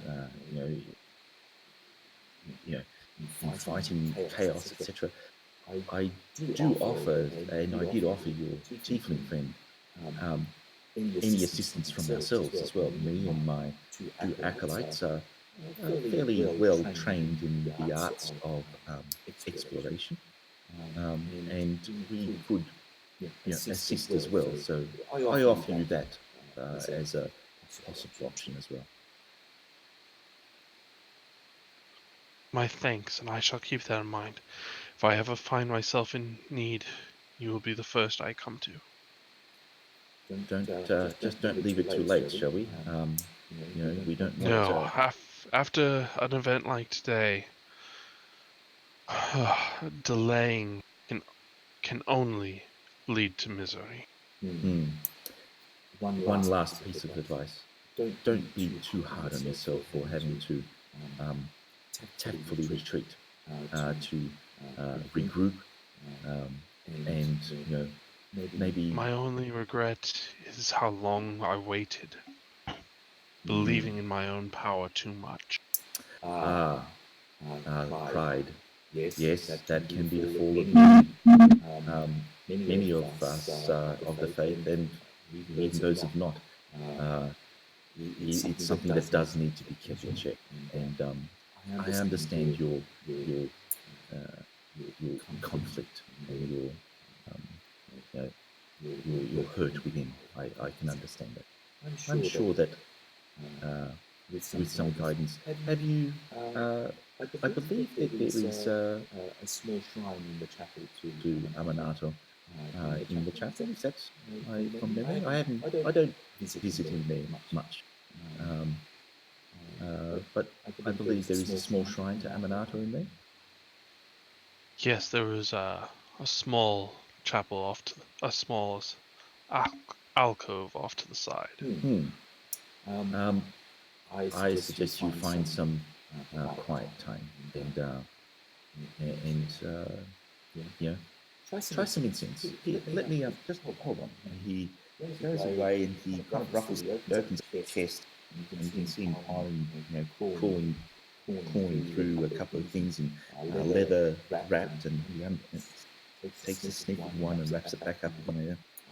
This one should do fine. And he pulls out an incense that is, you take a whiff of it, and it's not something that you have smelt before. It's it has some quite spicy scents in it, and he just says it takes some getting used to, but it can certainly sharpen the mind and open the heart to suggestions.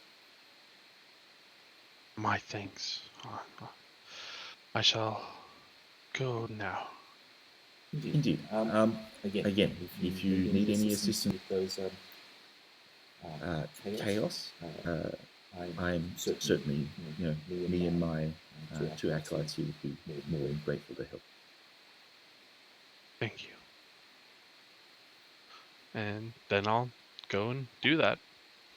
Alrighty. To the chapel and burn the incense and pray to my God and hope this isn't roofie weed. Okay, let me...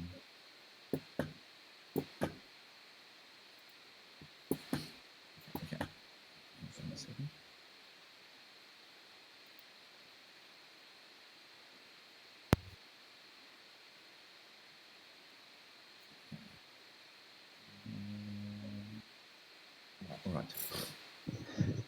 All right.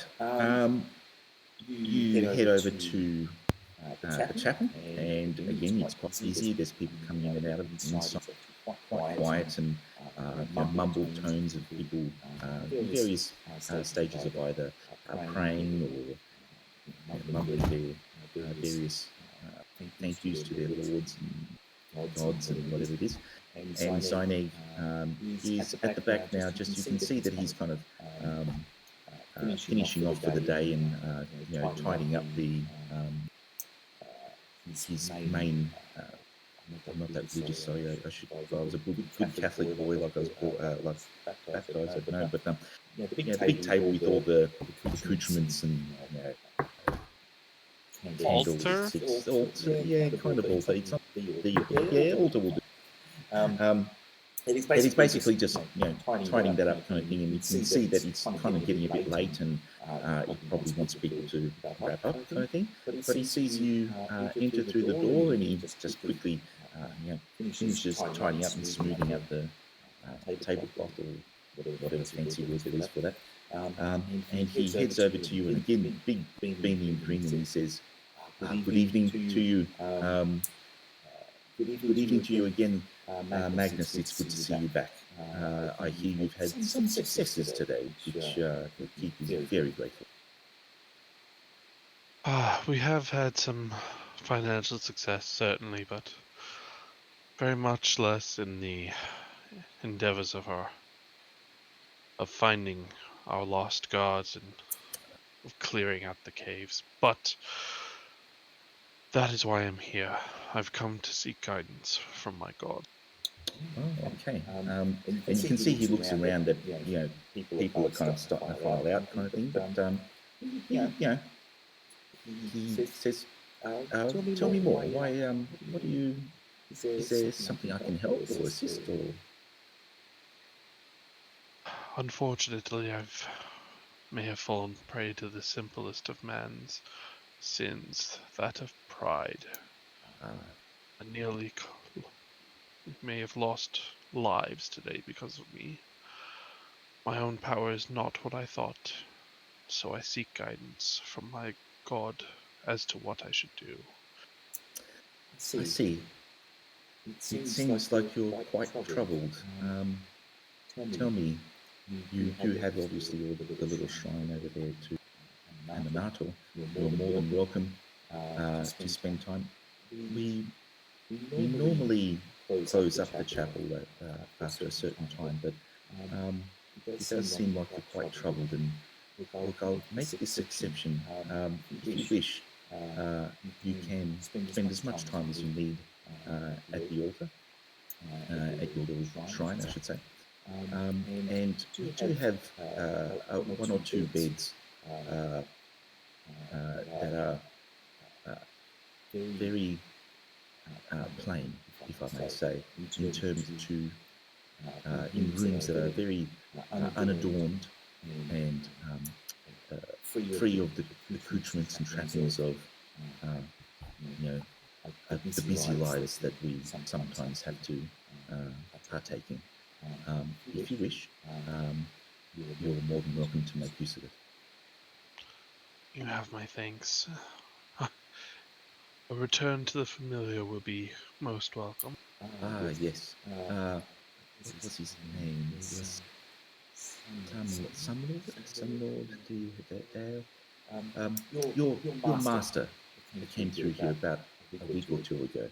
He very much appreciated that. What's his name? Dalegoth? Dalegoth? Yeah, so the Sun Lord Dalagoth. Yes. A very animated and strong in his beliefs and convictions. He made use of that room too, and he refused to stay in the inn, and his zealotry and zeal for to the faith, and keeping away from distractions was quite exemplary. He even opened my eyes to what deep faith can, how it can focus oneself. He is a shining example to all. He is indeed. I'll take you to the same room. Please, this is the, as you know, there's your order there, and he takes you downstairs. There's off in the corner of the chapel, there's a fairly tight little round stone staircase, and you can see that there's probably an equal amount of opening downstairs as there is upstairs. And he just takes you off to the side that there is a room inside which there is very simple, it's basically a blank room, no window, of course, being underground, a very simple door that doesn't have a lock or anything, but closed, and there is literally a pallet on the floor that's little more than a cotton sheet filled with a small amount of straw. No pillow, and really nothing else. I think there's a little table in the corner that you can put your disrobe or anything like that. But very simple lodgings, not a very big room either. 10 feet by 10 feet. Just like home. Indeed. So he takes you back upstairs and says, when you're finished with your prayers, feel free to retire here for the night, and look, if there's anything that I can assist you in terms of focusing you or guiding you, I'm more than welcome. Feel free to come to me. Hey, a bed's probably more comfortable than the tent, so not bad. It might be. Okay. So what are you up for next first? Yeah, I'm gonna go to the altar and light the incense. Okay.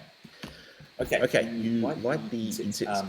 So basically, the chapel's empty. I think that everyone leaves for the night. It's probably about 8 or 9 o'clock by the time you're starting your worshipping, etc. And he also retires and goes downstairs. That getting ready for his own evening prayers of a personal nature. And you see him change in his own more relaxing kind of clothing. He's not in any kind of armor anymore, and he retires. So he leaves you upstairs in the chapel. There's every one of the, I think, did I say 10 or so little shrines, etc. Each have candles lit, and so there's a little bit of a glow inside. There's still the noise of outside. There's still people walking around in the courtyards, etc. So there's a little bit of noise coming through that could be a little bit distracting. But you overall get yourself into a seated position and or kneeling, I should say, kneeling position, and you light the incense. And on first lighting or first breath of smoke that comes from it, it's quite a strong scent and kind of makes you reel a little bit. That it can be quite so strong, but it does indeed focus your thoughts in your mind, and you sit there probably for a good half hour making offerings and opening your mind and going through the day and at which points and which decisions, etc. During that combat where you should have or maybe could have suggested to people to either retreat or command them in a certain way, and maybe review the decisions where if you had changed that, maybe the tide could have changed in the battle. And you do that for an hour or so, and you start to feel that incense is actually really quite taking over now, and your head is your thinking is slowing, and your breathing is slowing, etc. And you feel quite tired, so you head downstairs to your room, to your pallet, and you disrobe and get changed, and put aside you wear armor, do you? I assume. You take your armor off, etc. And then you take the incense with.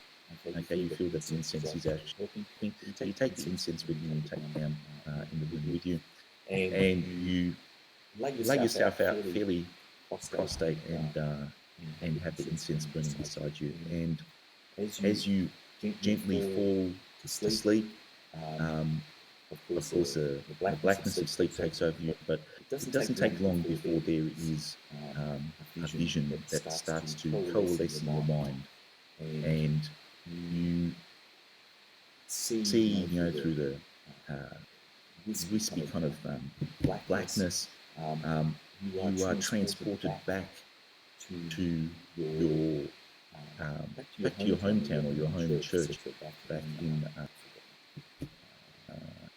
Frost. Was it Frost? Give me a second. Hold on, searching. You don't even know. Eversalt. It was Eversalt. So back in your on the boat, I'm not sure. Let me see. It was Pross is where you met him when they got on the boat, but he was actually from Eversalt. So further back inland, I guess. Yes. Correct. All right. So back in, you find yourself back in your grand church down in Eversalt, and you are talking to Sun Lord Dalagoth, and you remember this very vividly as you see a big on the table in front of him. You've already had gone through the various processes of abasing yourself to Aminator, and dedicate my life to him, etc. And you are in Sun Lord Dalagoth's chamber, and there's a big contract in front of you that you had just finished reading, and you've got the quill that is about to sign your name in it, and you're about to sign, and you start to sign your name on this big contract that you know that is held by the church, and you start to sign your name, and the quill bursts into flames, and the contract in front of you bursts into flames as well, and your hand is lit on fire, and you have to shake it violently to stop it from burning you, and that's gone. The contract in front of you is gone. Dalagoth, son Lord Dalagoth, is looking at you in, obviously this is no longer a memory, but he's looking at you saying, what is the meaning of this? And you're shaking your hand to extinguish the flame, and you can see that it's it's been burnt, charred a little bit. It obviously has burnt you from holding the quill so strongly. And then the scene changes, and you can see a new deity or a new creature come before your vision that's darkened, but it has come towards you, and it is basically an angel that is filled with fire, and it's basically made out of flames, but you can see that it's an angelic form, and he comes towards you, and he says to you, you wish to break the pact, the contract that you had with Manato.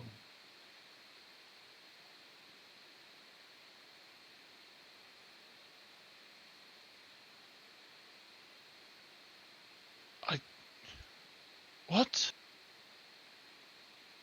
The contract has been broken already in your heart. You seek a different path? It's a question.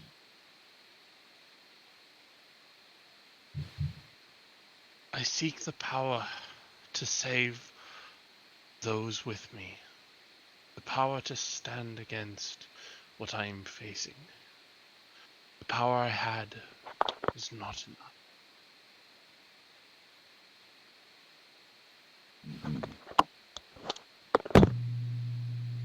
Is it vision to see your correct path? Yes, I cannot see what I should do. I cannot see where I need to go, or the path I need to take. He nods to you, then he looks up over his shoulder, and you can see he had been eclipsing it initially, but he looks up over his shoulder, and you can see the sun itself. He looks at it as if asking you, and then he turns back to you and says, Amanato grants you this vision. And he reaches out with his finger and touches your left eye. Pain explodes, from the touch, because it's basically raw flame. His finger as he touches your eye. Pain explodes into you, and you awaken back into that silent room, and you feel the incense is no longer burning. A few hours have obviously passed, and you feel that something has changed within you. But you are so tired that you can't figure it out right now, and you go back and fall back into a slumber that is very quiet and very restful. Okay. The next day dawns. It is the 5th of Moonfest. And there's a bit of a drizzle. So we've got a bit of rain going on this morning. And it's a little bit chillier than yesterday too. So you would guess many of you that are more drum, for example, and certainly Kursk would be very know about this kind of effect, and you would say Kursk wakes up in the morning, drizzle on the tent, everything's slightly damp, and Kursk wakes up and says there'll be snow up in the mountains. Am I still hangover? Give me a constitution check. Constitution save? Okay. Yeah, constitution save, yes. Benjo, don't forget to heal yourself and everything. You just have rest. Yeah. So, Kursk, you feel just fine. The ale that you were drinking was probably a fairly strong one, and probably the quantity that you quickly drank probably affected you faster than you expected. But it was a good quality ale, and therefore you don't have any kind of untoward effects in the morning. Okay, so there is going to be snow coming from the mountain. Yes. Okay, so before that, because I'm already waken up, I'm going to join Tobias in his morning training, if that's what they're doing, I assume. Yes, they do actually. In the morning, they are. You can see if you have a look at the map. There's kind of like where the. No, they didn't particularly draw that very well. Oh wait, not the way get hangover. Can change it anyway. So that's.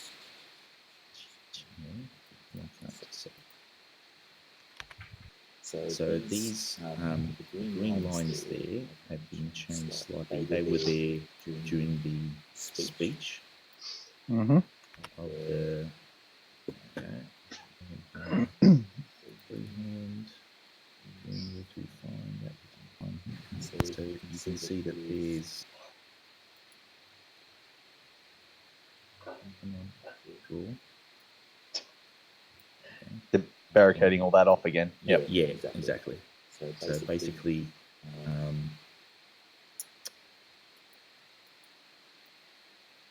there you go. So there's barricades there. So over to the right-hand side of the area. So you guys can obviously go in and out easily, but those barricades there are in place. And in the morning, you see, fairly early in the morning, pretty much break the dawn kind of thing. You can see that there's a number of guards out there that are doing their calisthenics and kind of push-ups, various things like that. And Tobias is amongst them. He's basically the trainer that they always do. And you stand at the barrier there, and you wave at him. Wave at him when he can catch his eye, and he has a big grin on his face and tells you, "Come, waves you in." So just you. Yeah. So basically, they're training about there. Speak up, Benjor, if you're going to join them. Do you want to join me, Benja? I mean, I need someone to hit. To let out this pent-up frustration about no one wants to hear me. Benjo, joining him? There's literally nothing else going on. Not right now. It's very early in the morning. Oh, it's getting cold in the morning. We should expect some snow coming in. I say that to Benja. Yep. Just in case I forgot to tell everyone else. Seems that way, yes. Actually, Benjo would be pretty. Although you're on the plains, you're not so much in the mountains. Probably don't encounter. No, you don't probably encounter too much snow, but there were hills up in the thing that you would see up to your north of your town that you would see snow. Yeah, you've encountered snow before. But yes, certainly chilly, and you too can feel the kind of let's have a wind. There's a slight breeze, and you can feel light in the air, and you can say yes, there'll definitely be snow. I don't know what you say. I don't know if there'll be snow here, but certainly up in the hills there will be. Oh, is that Benjo say to me or me? That's what he says. That's what he says to you. He goes, yeah, I don't know if there's going to be snow here, but definitely snow up in the hills. He agrees with you. Yeah. Okay, so and Tobias is there, and he's basically, there's already half a dozen or a dozen men doing, running on the spot and doing push-ups, etc. And he sees you approach and gives you a well-met sign with a closed fist and raises your arm and says, "Cross, good to see you again." I answer in kind, and then I said, Tobias. You wish to join us? Oh yes. Oh, but actually, I want to spar with you a little bit, just to let out a few pent-up frustration from the failed expedition we had yesterday. Failed? I heard you guys brought in quite a few ears. I wouldn't call that a failure. That's a failure in my book. You should have seen how badly injured we are when we returned from those caves. Okay. Well, training always helps. Look, we're going to do another 10 minutes or so of calisthenics, etc., and then we will be getting some sparring. What's your preferred weapon? I'm going to use my sword right now. Your sword? Your sword? Your sword. Okay. Wait, no. Your hammer. Yeah, hammer. I forgot. I also got. Should I just bought delete it. my sword now? You just bought the hammer. Yeah. Yes. Yeah, I'm going to use my hammer. Sorry about that. All right, that's fine. We've got a couple guys here with some stout shields that you can bash it against. I'll match you up with that guy over there. He points at, calls you over, I think, and says, "All right, this is Jono, for want of a better name. He'll Jono. But Jono's my friend at the gate. Okay, Peter. This is Peter. Peter will be your sparring partner. And sorry, your name was, and he points to you, Fenjor. I'm Fenjor. Not sure if training with you is exactly right. I'm more into rage than discipline. Well, a good focused rage can sometimes very much be helpful in battle. So we can manage you there. As we probably won't give you a weapon in hand, but I tell you what, we do quite strenuous calisthenics in the morning, and we do a good run around the outside of the keep. Of the entire hill. That's always a good way to release that any kind of pent-up rage. And there's a couple of guys here that I think could give you a run for your money in terms of speed. So let's get down to it, and we'll get those things, those your minds focused. So both of you get down to, first you do a little bit of star jumps and various calisthenics like that, and then he pairs people off. You cross with Peter. Peter's got a big hefty shield, like a tower shield, and also he's got a flail. Do you have a shield as well, Krusk?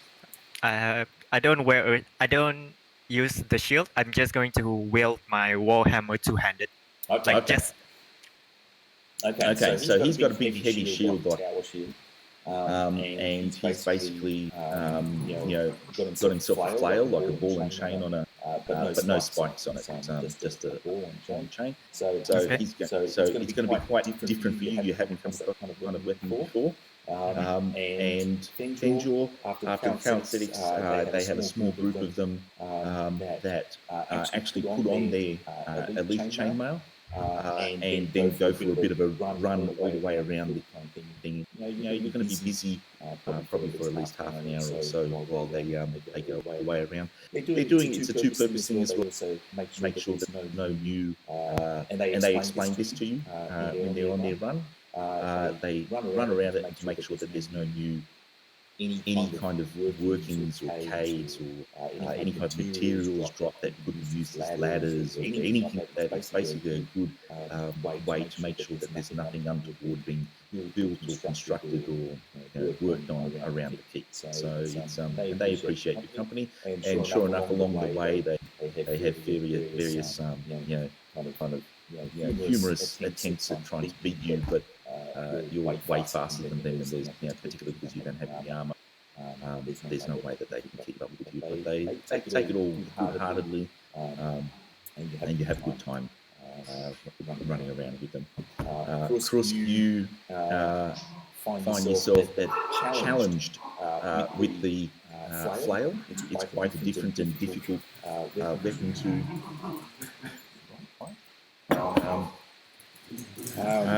And so they it's quite a challenging weapon to beat off with just a hold on a second. Okay. What time is it now? We've got another hour.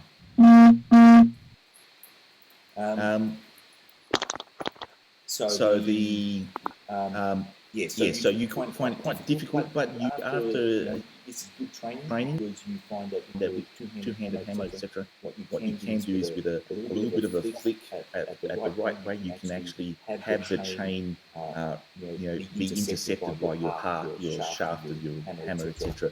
To catch it. You pull it out quickly, and you're able to counter it pretty well. So it's a good training session for you, for both you. Okay. Anybody else? Why are we training today? They're just keeping warm, I think. It's getting cold. We're sleeping outside, not unlike you who sleep in the inn. And on naked, essentially. That's right. Richter managed to get himself. What's DC 15? Richter? That wasn't me. No, that was you. That is his spell DC. Oh, right. Yeah. I just put that there so that way you don't always ask what's the DC. All right. Okay. Anybody else doing anything before you guys? I assume you're going to be meeting up at the inn for breakfast. Yep. Just gonna. You sure? All right. Everyone is okay. So you guys, that was fairly early. You finished by about 7 o'clock in the morning with various training things, and you all head into the tavern. And all right, everybody except Magnus, can you give me a perception check? Everybody. Drum, you're in the tavern as well, I assume.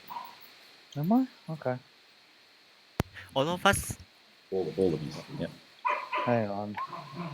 I basically rolled my passive perception. Yep. Drum woke up bright-eyed and bushy-tailed. Didn't he? Goodness. Yeah, the rain really does good for him. So Drum, you are actually feeling rather invigorated. You actually really enjoy rain. Sorry, I missed all that. You are feeling very invigorated because you actually really enjoy rain. You know that it gives life to all of nature. So you're grinning from ear to ear and smiling that it's that a little bit of precipitation has fallen from the skies.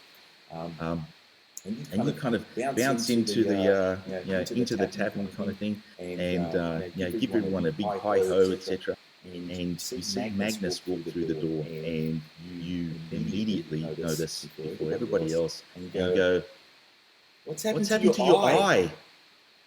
And everyone turns around, and Magnus looks around, kind of, what? Kind of touches his left eye, and it feels a bit gritty to you, Magnus. It feels a little bit gritty, and Drum goes, "It's orange. What happened to you?" And nope. You kind of go, "Oh, you can take over from here," but it feels a little bit gritty. But your left eye is now a pretty bright orange color. Like I've heard about the entire thing, or just the iris? The coloured part of it. The other part is white. So yeah, just the iris is a pretty bright orange. I've heard about this condition in back a couple towns over. I know the solution. All we have to do is remove the infection before it spreads. There's no infection. How do you know? You didn't even realize it was there till now.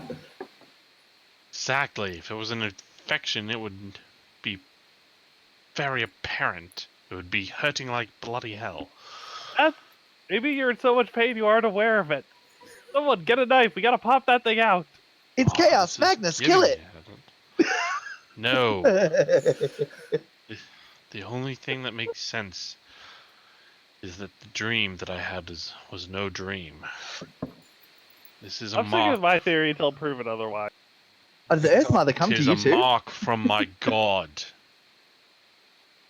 Oh. A mark that our pact has been sealed. I'm gonna roll medicine just to be sure. I'm going to ready up my healer kit and then try. Yeah, it's not infection. Okay, so you take a rather obnoxious and investigative eye, despite Magnus, shaking his head and going, piss off, will you? You manage to convince him to keep up, and you have a good look at it, spread his eyes, and you have him tell him to look up, look down, and you can see that his eye is very normal. Ask him to kneel down, and then I poke it. God, What? you damn bloody dwarf! And there's an eye, not a and as stone. As he pokes you in the eye, you do what you just typed to me. As I brush his hand off, just literally like kind of backhanding his hand off, a bolt of flaming energy kind of flies out of my hand.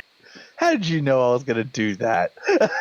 Oh, that's new.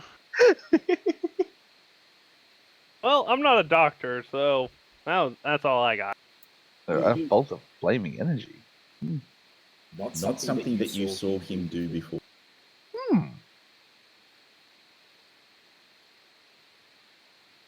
What was that? That bolt of energy firing off inside the tavern. Obviously, a few patrons, kind of look at you a little bit funny. The barkeep comes over to you with a rag, polishing you, and kind of whispers down to you and says, "Not inside here, please." Let's take this outside.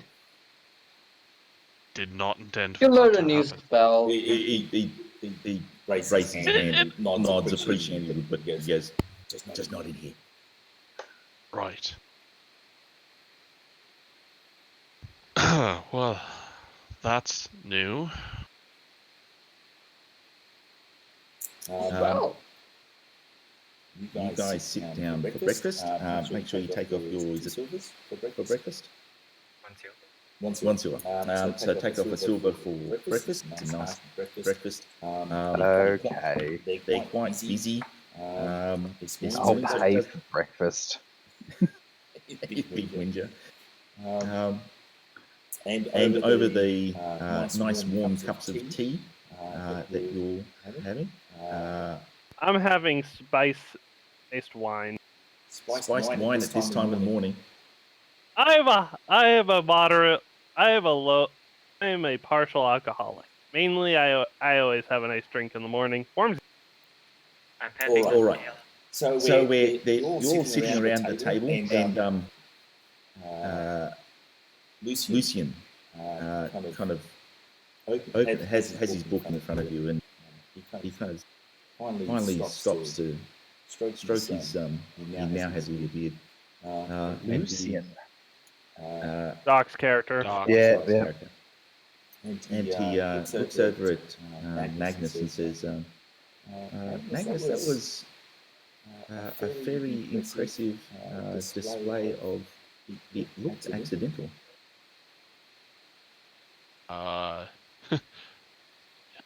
Yes. yes, it was. I had no intention of that. If you keep having accidental discharge, you might want to see a doctor or a priest. You said the next one might not be so accidental. Premature.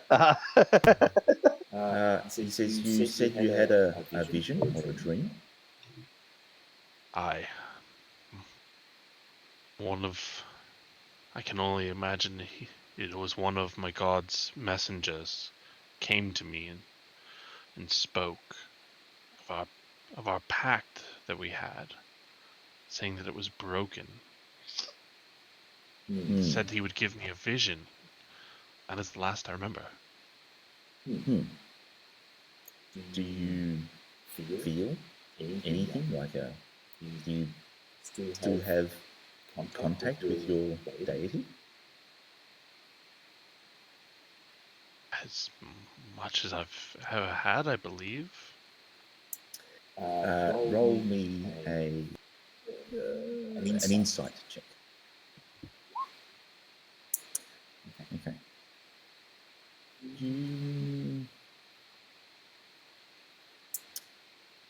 You do feel a little different. You do indeed feel a little different in terms of where your faith was previously unshakable. When you answer that to Lucian, your core conviction of your words, the others don't necessarily pick it up, but you pick it. There's a slight emptiness when you speak those words. I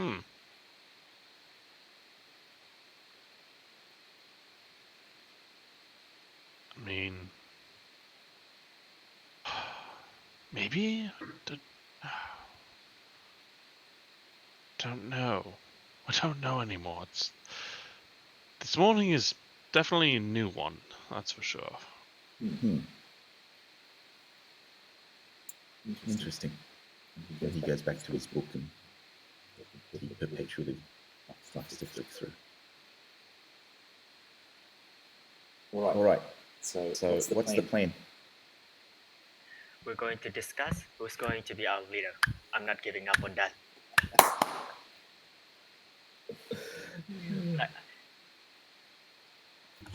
I'm actually going to talk this. Alright then, if we'll finish with talking about the magic eye that come out there, I'm going to say again what I said before. We need to have a leader on our team if we were to survive our next encounter with the goblins. Who would want to be our leader? What do you suppose this leader should do? What is their purpose? Just to make decisions for us? To be the one we rally upon in battle? Good question. One of the function of a leader is to seize command in the middle of a battle. For example, during our time, you could say that we need to retreat and no one wants to retreat. I think that's because no one wants to do what I want them to say. So I was thinking that a good leader must have like a good command of the entire group, someone who would be able to say something and everyone would follow. Yeah, so basically someone who would be able to bulk out commands. Dude, how about Magnus? Yeah, just like Magnus. Oh, Well, wait, it sounds like we already have this settled. Okay, I'm gonna get another drink. This is getting heavy. Not so fast, my friend, and then I'm grab Victor before he leave because I feel like he's going to leave. Yep. You do so. We still need to talk. La-di-da. Drum, come back. I want to go after that. We still haven't finished talking about this stuff. This is exactly what I was talking about. I really need you guys to understand that if Magnus were to be our leader, every single one of us needs to listen to what he says and do it. We really cannot have a leader who everyone doesn't like. What's the point of a leader if no one wants to do what he says?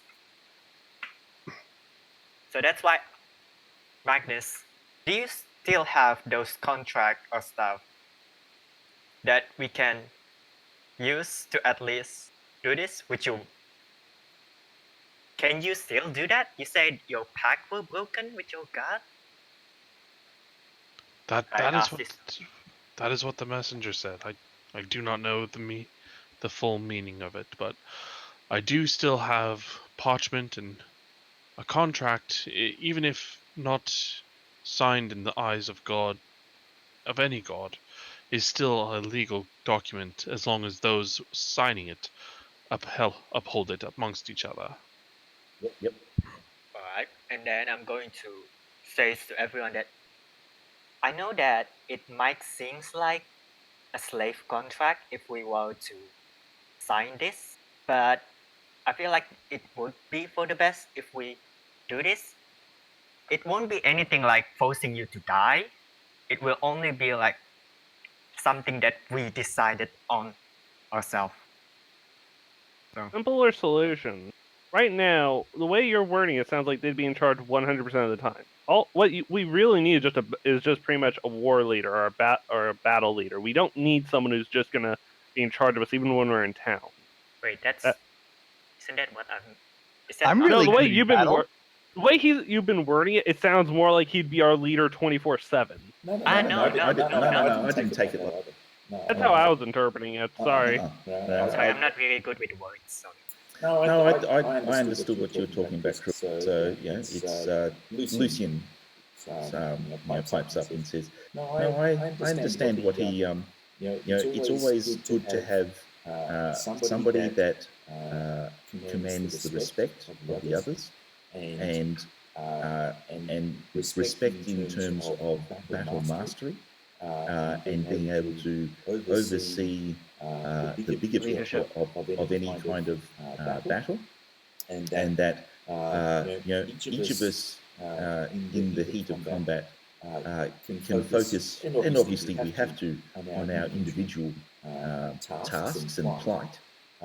However, to have a leader that we acknowledge and respect, that can give us guidance in an overall fashion, in terms of somebody that is monitoring the condition of not just themselves, everybody in the group, and for that leader to have some kind of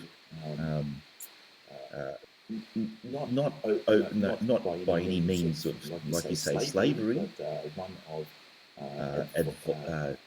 advice that we heed in the heat of combat, and therefore we can be maybe directed better in terms of the benefit for obviously individually. I get what you're saying.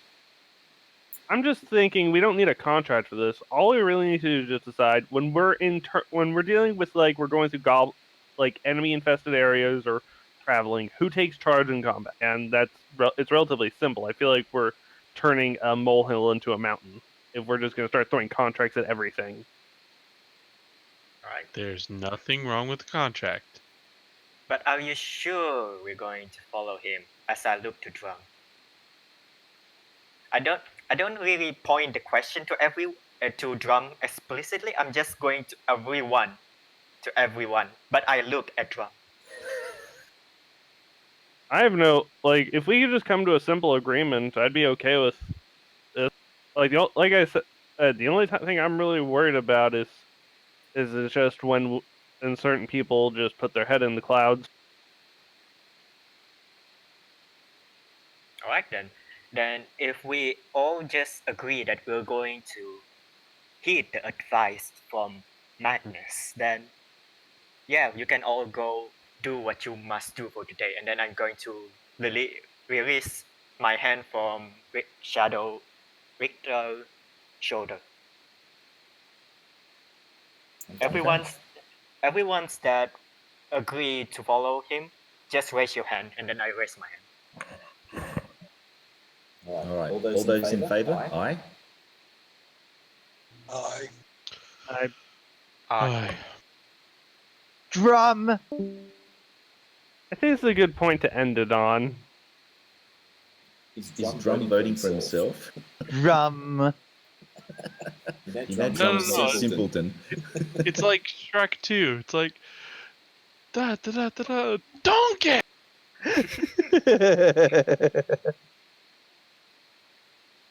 All right. Kenjor, did you vote? Did you say aye? Wait, where's Karif? He had to leave. He had to leave. He had to leave, but he says yes. Okay. Oh, did he have to leave? Yeah. Yeah, it's past midnight for him apparently. You just put that in text. I thought isn't Rob in Australia? Yeah, I'm right here. I'm still here. Yeah. Kara. Oh, Kara. Kara. Victor. Victor. Sorry, I thought you said Kenjor.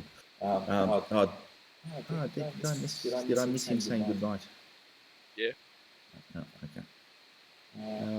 Where is he based? That it's after midnight there already. He would have to be Probably like East Coast or Eastern something. time. East Coast Yeah, it's of some Eastern sort. time. I think he said that it was like Illinois or Indiana or something like that, somewhere around there. Maybe Ohio.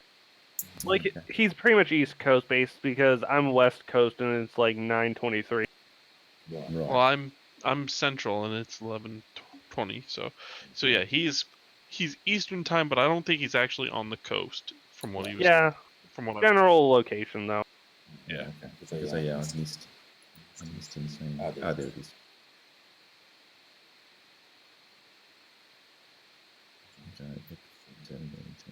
Okay, cool. Okay.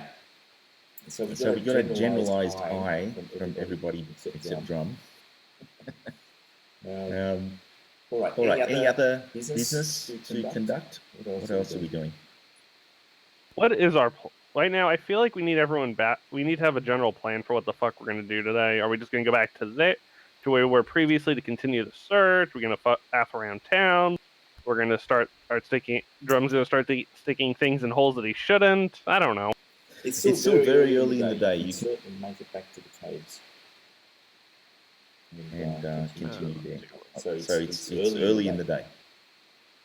It's not like we have much to do, really, though, other than that.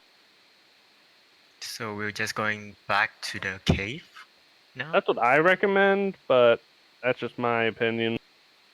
So what do you say, Magnus? I say that every attempt that we've had at tracking these gods has led us to this cave. This cave has been the source of nothing but chaos and evil. So I think it does. There's nothing but good to be done by clearing it out. But maybe instead of the same cave, we explore some of the others now. We know what awaits us in the cave that we've been through. I'm okay There with are that. other caves that could be hiding the gods or who knows what else. It seems to me that maybe we should check the surrounding caves and see. For all we know, they've been hiding out in one of those other caves waiting for someone. Or maybe we'll find these bandits that Richter is so concerned about. I thought we already found those. And Victor They just already refuse said, to "I admit thought that the goblins are technically bandits. they're not bandits though. They're monsters, like you says. I feel Yeah, like but- bandit. They could still be bandits. Listen, Mr. Rabbity Hippity Hop said we go to the North Cave. All right, not the South Cave. We went to the Okay. South Cave. Then that's as good as lead as any, unfortunately. So Yes, Mr. Rabbit. Let us follow the advice. Not to give me strength. I can't believe I'm going to say this. Let us follow the words of the rabbit and go down the rabbit. Hilarious. Oh, okay. Record. Note in the diary that Magnus is taking the advice of a furry rabbit.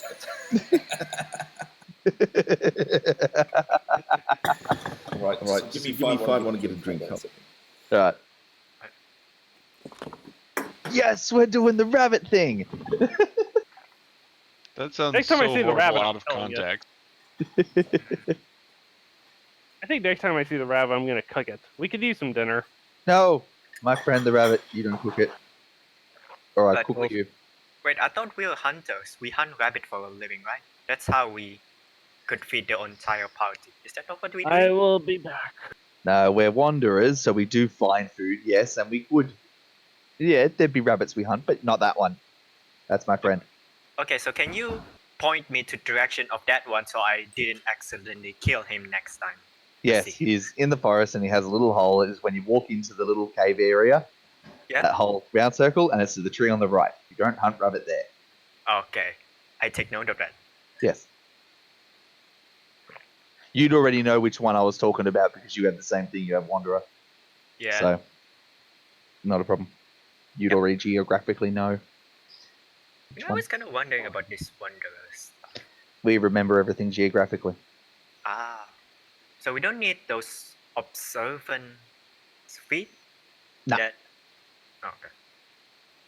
Well, I don't know, maybe. Do we? Anyone else have an answer to that?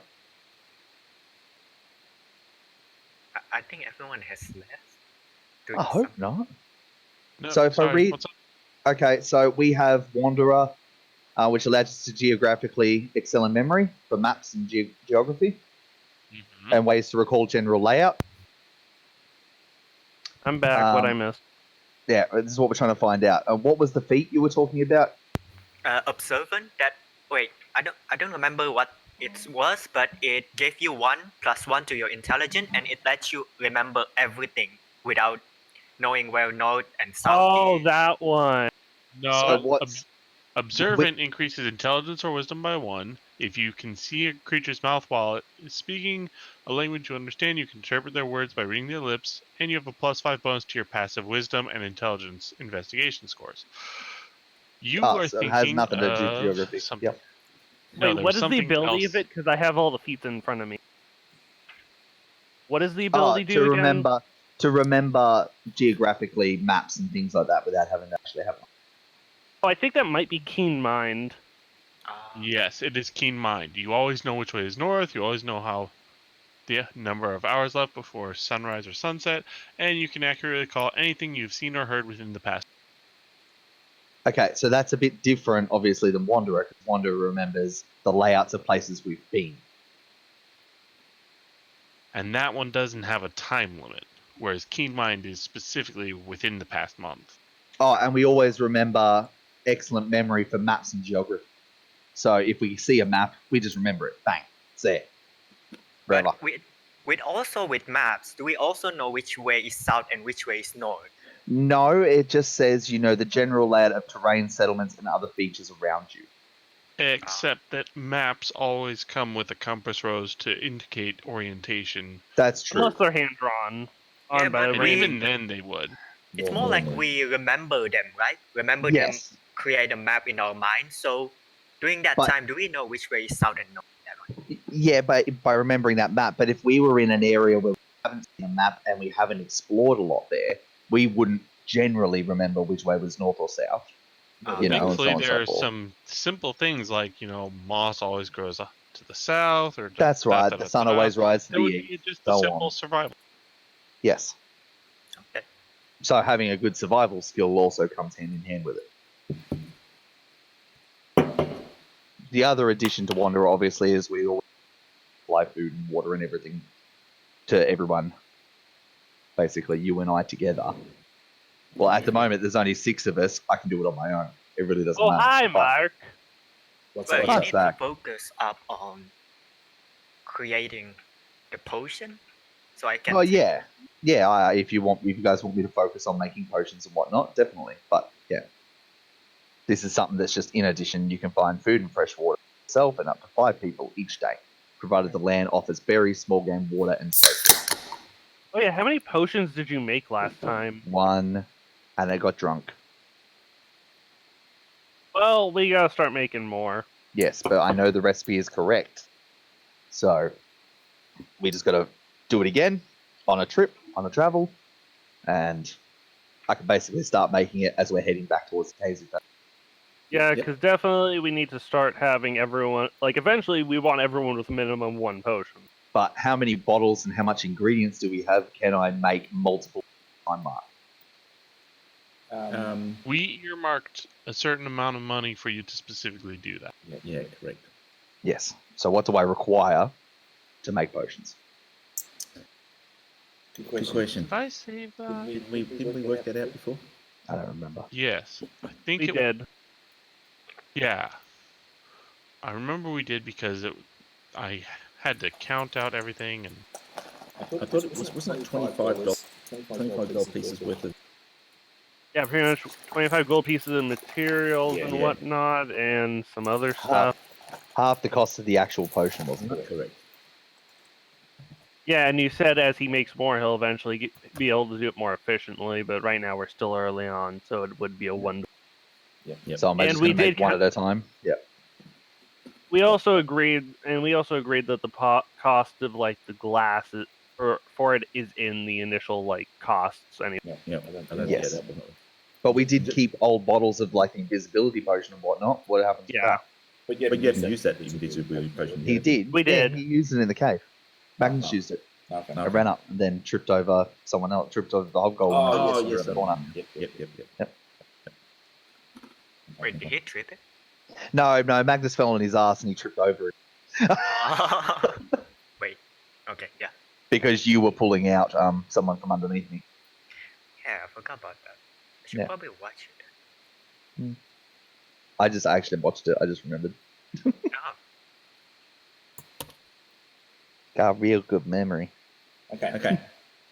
All right. So you're starting drum.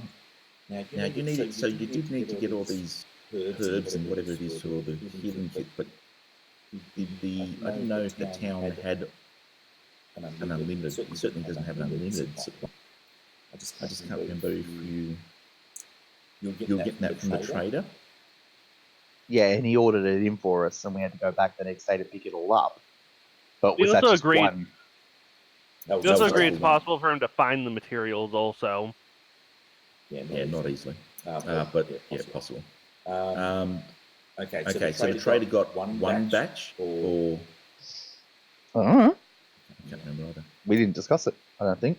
Okay. Well, just for now, to move on, we'll just say that you've got enough to start the next batch. All right, so another potion as well. When you say batch, do you mean one potion's worth? One potion. Yeah, one potion. Okay. We might have to review the tapes and see what we said about the potion making, because you had to get the. It was somewhere around July 28th, so whatever session that would have been. That's right. We'll work that out later. Yeah. Let's keep going. So we easily go back to the cave because we remember the path through the cave. We remember the path exactly. We know where to leave Bessie. We know what to do. So on and so forth. Done it a couple of times now. Okay. You guys. Do we encounter anything though? That's the thing. So please encounter the giant frog again with the kill.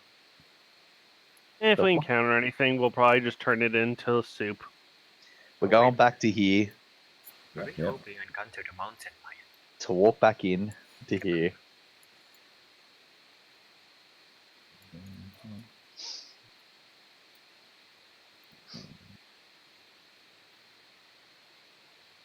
Now there's snow on the mountains, you said, at the moment? Very light dusting up on the mountains, yes. Cool. By the time you guys are getting up to that thing, there's probably a little bit of a dusting even on the ground there, because you're kind of getting into the hills. Mm-hmm. Hills of things, so there's a little dusting of pretty slushy though. Pretty slushy. Yep. On the ground. Now, let's have a look. How many of these biscuits can you eat, Foxy? Enough. That's the answer. It's no end. A dog will continue to eat until it throws up, then it will eat some more. Yeah. And they are chicken crimpies too, so they're like the best. I don't know. Do Americans have these? Chicken crimpies. Super nice. Baked. We have chicken in a biscuit. I think it's similar. Okay. Yeah. Okay. you make it to that location. Cool. To the resting spot without any. It got moved though, didn't it? They moved it yet, or no? It's only been a day or two. They haven't moved it yet. It's going to take a bit of work. You're going to have to clear a spot up here. Yep. Exactly. Cool. Okay. You guys make it there, and you again I assume you try to cover Bessie in the cart up. Yep. As we always do. You start your brewing your potions, etc. On the way up. Yep. Yeah. So it's ready to sit. Yep. And can you speak to animals at will, or is that a spell? I kept it as a spell. Okay. But I'm not going to talk to him again. No. We remember which way he pointed. Yeah, that's fine. No, I'm talking about Bessie. Oh, I can. Sorry, I can at will. Ritual casting. Okay. So yeah, I would have been 10 minutes on the trip up easily. On the trip up kind of thing. So yeah, you get there. You tell Bessie to you won't be long, and we won't be long. We won't be far, and if it goes wrong, run away. And to be quiet, and if anything goes wrong, back at the keep. So leg it to the keep. Yep, we can always walk. Okay. We'll move you guys to the Valley of Many Caves.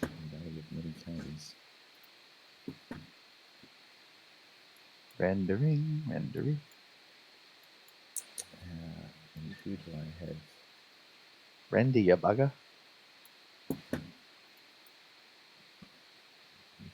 Is everyone else seeing a very fuzzy picture?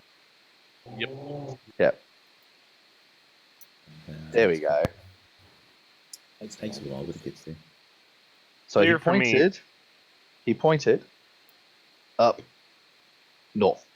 Basically north of these trees. North is up, by the way. Yeah. Is it this one or this one? No. He pointed to this one. Who are you talking about when you say the rabbit? Okay. The rabbit. She. Yeah. The rabbit was. So you might have to zoom out to see the overall thing. So yeah, the rabbit was around about there. Yep. And the way that it looked was up there. Oh, south. Southwest. Oh, I thought you said it pointed north. All right. Nope. Up the hill. So the way it was facing you.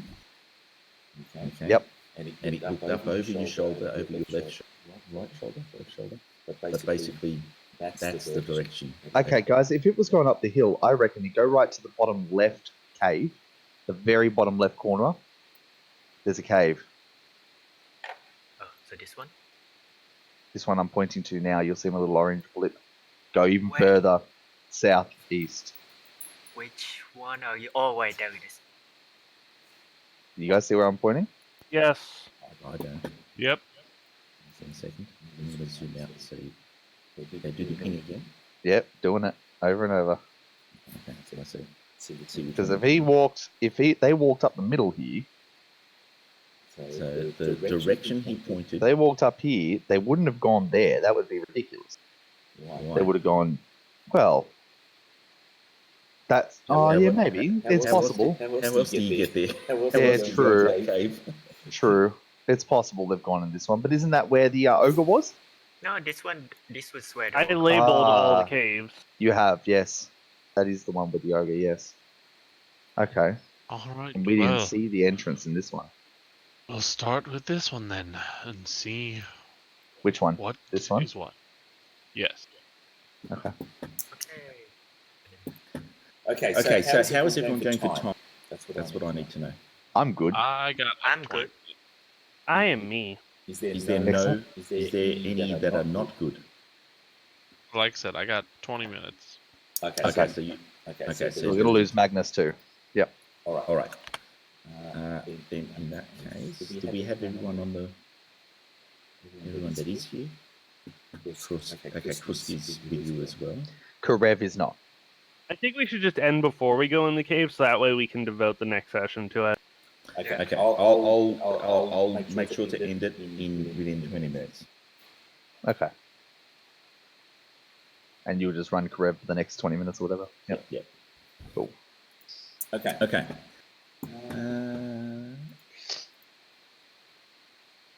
Wait, before we answer, how would we put our position? Oh! Wait a minute. What? We never got XP for the last session. Oh, yeah. I'll give it to you. I'll give it to you before next session. Okay. It wasn't enough to go. Wasn't enough to go up a level. Don't worry, you won't lose it. You won't lose the XP. Okay. Okay. You guys file up to there. In roughly that kind of position.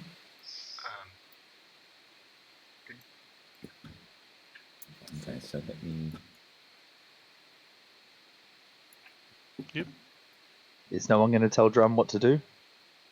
Well, it's not Drum, my place. you should stay back with me until we see a need for something a little furry. Ah, okay. Okay, just hold on a second.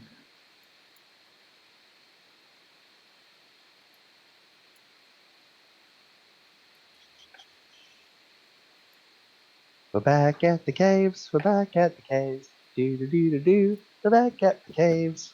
Now we need to find your.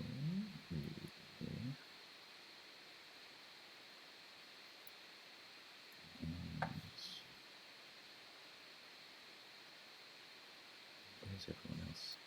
This one is not this. Magnus.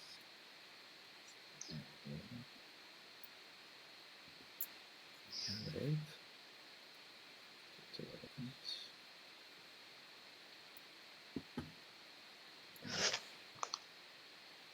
Karev, you're flanking off a bit. Oh, yeah, you put him there.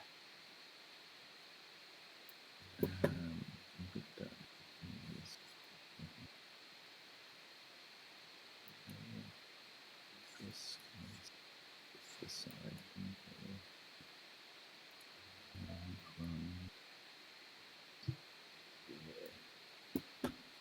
Okay.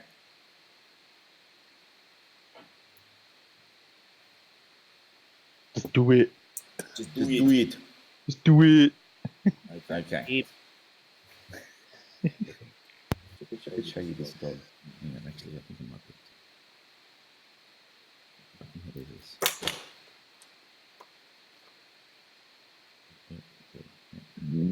There we go. And that she will stand there for minutes on end. Just And sit. And sit. Waiting for the next chicken crimpy. Excellent. Nice. She's such a cutie. She's old Yeah. too. Yeah, you can tell. Yeah.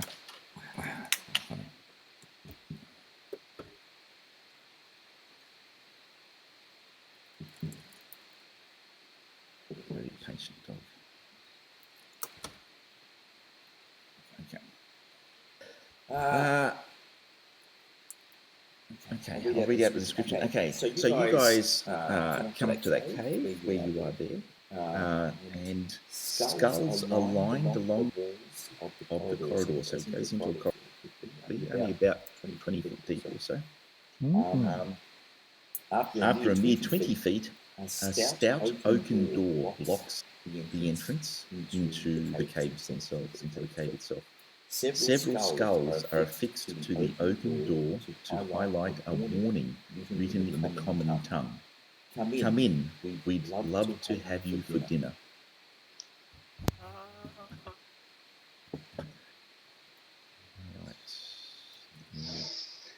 Do we recognize the skulls of any of these people? No, we wouldn't. They're various humanoid looking skulls. So, okay.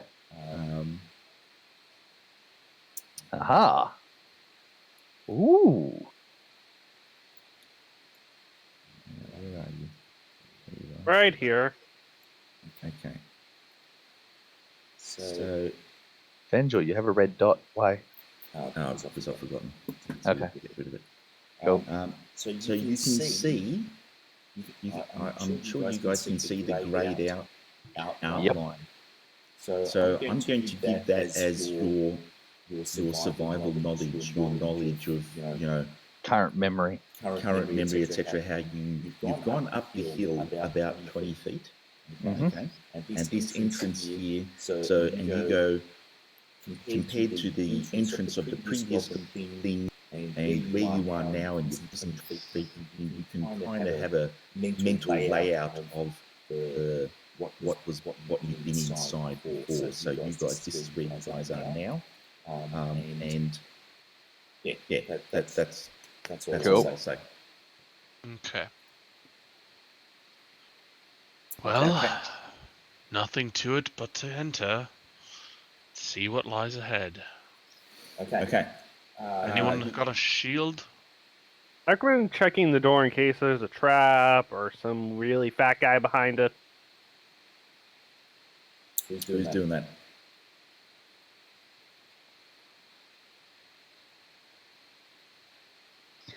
I just thorn whip the door. No, I'm going to do it. I'm going to check if there is something. Okay. Oh, okay. Russ, give me a perception check, please. That'll do. That'll do fine. Okay. That'll do. That'll do just fine because basically you come up to it and there's a solid wooden door with no apparent, other than the skulls on it, there's no apparent door handle or anything like that you can find to open it. So everyone's kind of looking at it going, you're starting to detect weapons and the drum's about to cast a thorn whip at it kind of thing. But you come up to it and hold your hand up and say drums, enthusiasm, and you have a good look around and you notice that just to the right, just need to flip one of the skulls that are attached to the wall. You can see that there's a little bit of a hole inside the wall, just kind of carved out behind one of the skulls. You just lift it up, and there's a little lever, and you just kind of give it a bit of a tug and a twist, and kind of figure out which way it works, and you have to pull it towards you a little bit, and you can see the string, pretty thick wire cable attached to it. And you give it a bit of a pull, and you hear a very slight click at the door, and you give the door a very slight push. You can feel that now it is released. You let go of the string, and another little click, but you've got the door slightly ajar, so the door is slightly open, and you actually opened it without making a noise. Let's try to be quiet. I'm going to say quietly to Magnus, Magnus, I managed to make this open. Do you want to do something? I'll go pop forward and just kind of poke my head around and see if I can see. Okay. Magnus, what hasn't changed is your inability to see in the dark. Can I add little? I'm sorry, like, what? Is there a bar where I can add little impatience meter to drum so people know how impatient he's getting, or he's just gonna do something stupid? There you go. Oh, yeah. I didn't see all these things that you have got. Okay. In that case, And I whispered to you too. you did too, did you? Or did everybody see that? Right? No, it should just be to you. Just before. I saw it. Yeah, I don't see anything. No, except Devil's Sight. Well, yeah, now, because I put that in general. There it is. Oh, sorry. I didn't see the one. There you go. Okay. All right. So you poke your head around in there. I had completely forgotten about that. And so that means, do I have your lighting correct? Probably not. Where'd you get that from? Wait, where is My Magnus? eye glows. He's past the door because he's peeking ahead. Hang on a second. Don't move around, drum. Remember what I said? I just did circles around Benjol. Now, normally in darkness. Man, I want a Kool-Aid man so bad. What does that mean? It means I treat darkness as if it's bright light. I can see perfectly fine with it.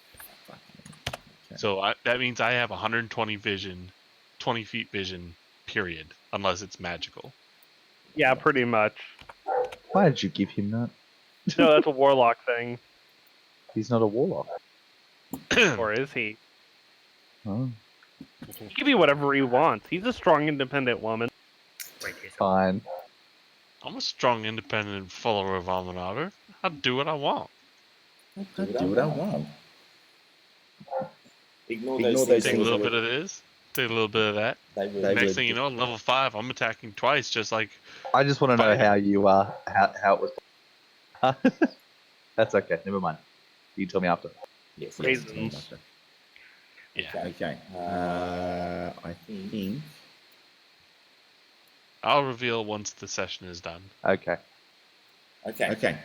You peek your head inside there. You can see a corridor going off to your right and backwards, to your right and back, and a corridor that goes off to your left and bends back down to the south, and a corridor that extends straight ahead, fairly long, and goes up some stairs as well. Roll me a perception check. Got lucky. You are very lucky. You hear some voices coming off the corridor down to you. You cut out right when you were saying something. Which corridor? To your right. The corridor to your right. You hear some no. To Magnus's right, coming in through the door. So therefore, on the screen to your left. Okay. So I hear voices coming from that way. Am I able to tell? Are they speaking? No, they are not speaking common. They are, in fact, I'm just going to look at language.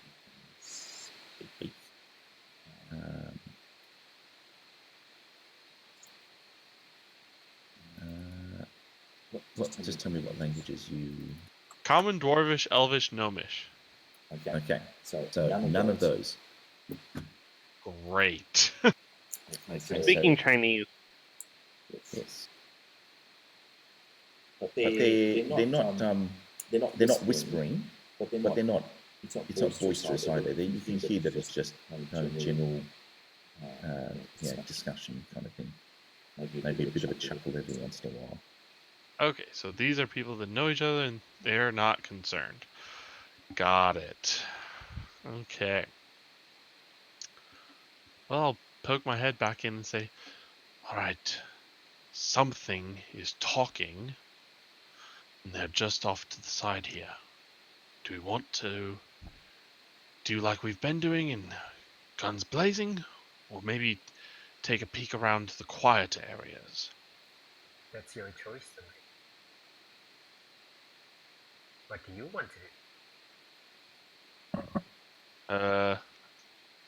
I'd like to assess our current armor. Who has something that isn't medium armor? Or light armor? Okay, so Drum I'd say has light armor. I think Drum. So are you asking who's the sneakiest? No, I'm asking who's not sneaky. How many of us are not sneaky? There are three people who is not sneaky. Me, you, and Karev. Everyone else is either naked or wear a light armor. Okay, Karev, Krusk, what armor do you have? I have chainmail.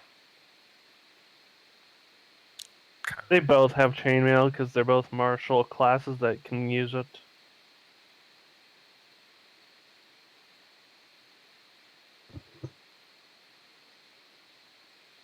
Yeah, so we're not exactly the sneakiest of the bunch. If that's what you both. Okay, all heavy armor is at disadvantage. So, okay, so if we take you too long, we're not sneaking up on anything anytime soon. Mm-hmm. And which icon is missing? Victor.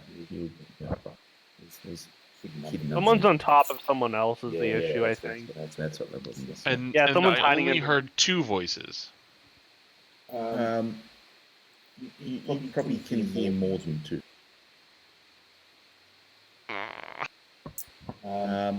Chris? Yes, are they speaking in goblins? You poke your head in there. Can you give me a perception check, please?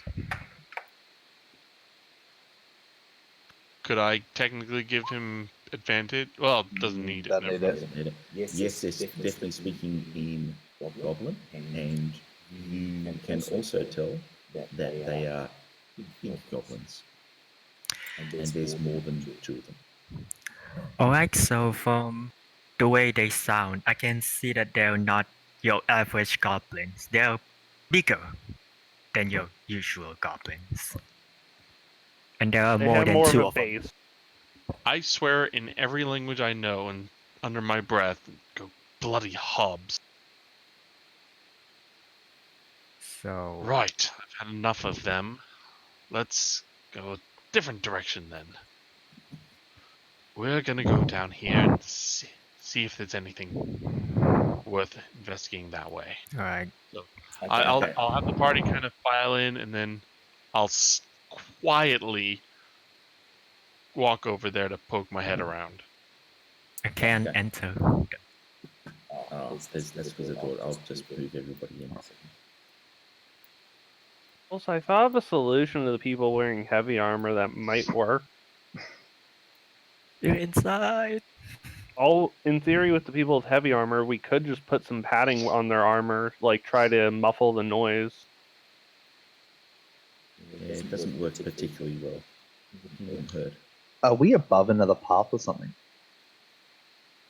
What do you mean? That question. Oh, because I see a square outline and then I see a rounded outline. The square outline to your left, the way you on these maps, I just didn't bother doing a diagonal. Okay, cool. No problem. Just a bit lighter. Yep. Areas. All right. So you guys all file off into there. Should we roll stealth? Yes. All of you need to roll stealth. Oh yeah, I'm gonna try to Not move so great. slowly. Make sure I'm extra stealthy. Well, it doesn't matter if we... I will try. Actually, it does matter if you move slower. Get advantage. Fail. no, Oh, really? that's not what I meant. If one of us fail, then we immediately get noticed anyway. Actually, Well, it depends. specifically for me, it does matter. So, and I am saying that I'm, going slowly. I'm not getting ahead of the pack, so that way I can just peek around corners. Okay. So I'm going to say that you guys are moving at half pace, and you're moving as slow as possible. Okay, so yeah, 10 was still better. Okay, so however, you guys can hear that Magnus's chain is kind of like. I don't. What are you wearing? Sorry? I'm just kind of clunking into the walls. Okay. The footing, my footing isn't where it needs to be. I'm focusing more on what's ahead rather than where I'm putting my feet. Yeah. Because you guys will actually notice I'm not wearing armor. You didn't put it on in the morning. No. Oh. I don't have it anymore. Okay, so you've left it behind.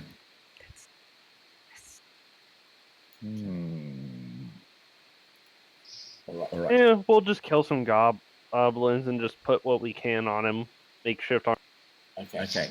All right. So you're not making too much noise, so I'm going to say that. Yeah, fair enough. Yep. Okay. So you guys get to there. Can I have another round? Say from Magnus and Krusk, can I have some perception check again, please? Get to where? Where you are. Where we are. I'm good at noticing things. You are today. Okay. Krusk, you hear that there is you hear a hobgoblin for sure. From where you are, you can't hear what exactly, but you can hear that it's kind of encouraging slash laughing at something. And you also hear a woman kind of muffled, but you can hear that she's in distress. That's all I'll say. From where you are, you can't make it out. You can hear it's definitely a woman in distress and a hobgoblin that is obviously finding enjoyment out of that distress. Everyone, I think I found missing guards. At least one of them. Hang on, what language was the woman? Could we tell? They're muffled. They're muffled. Okay. All right. I'll take just a quick second to peek forward. And I'll take 1, 2 steps. Kind of getting around and poking. You see the map opening up. You don't want to wait for us to keep up?